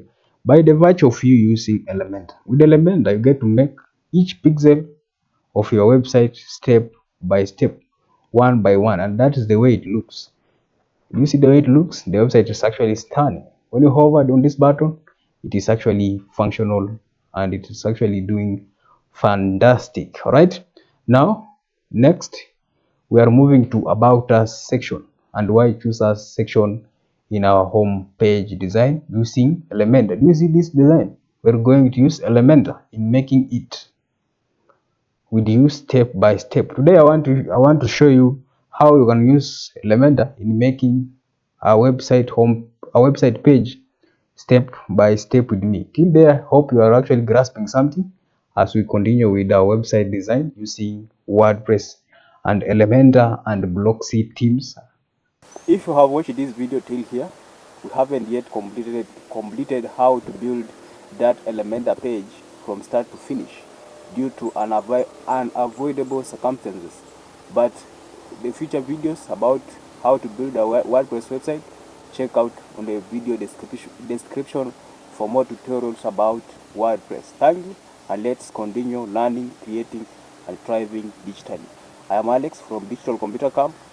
If you haven't subscribed, subscribe to the channel, like the video, and also if you have used our affiliate link on the description, thank you for supporting Digital Computer Camp. And let's continue learning, creating, and thriving digitally.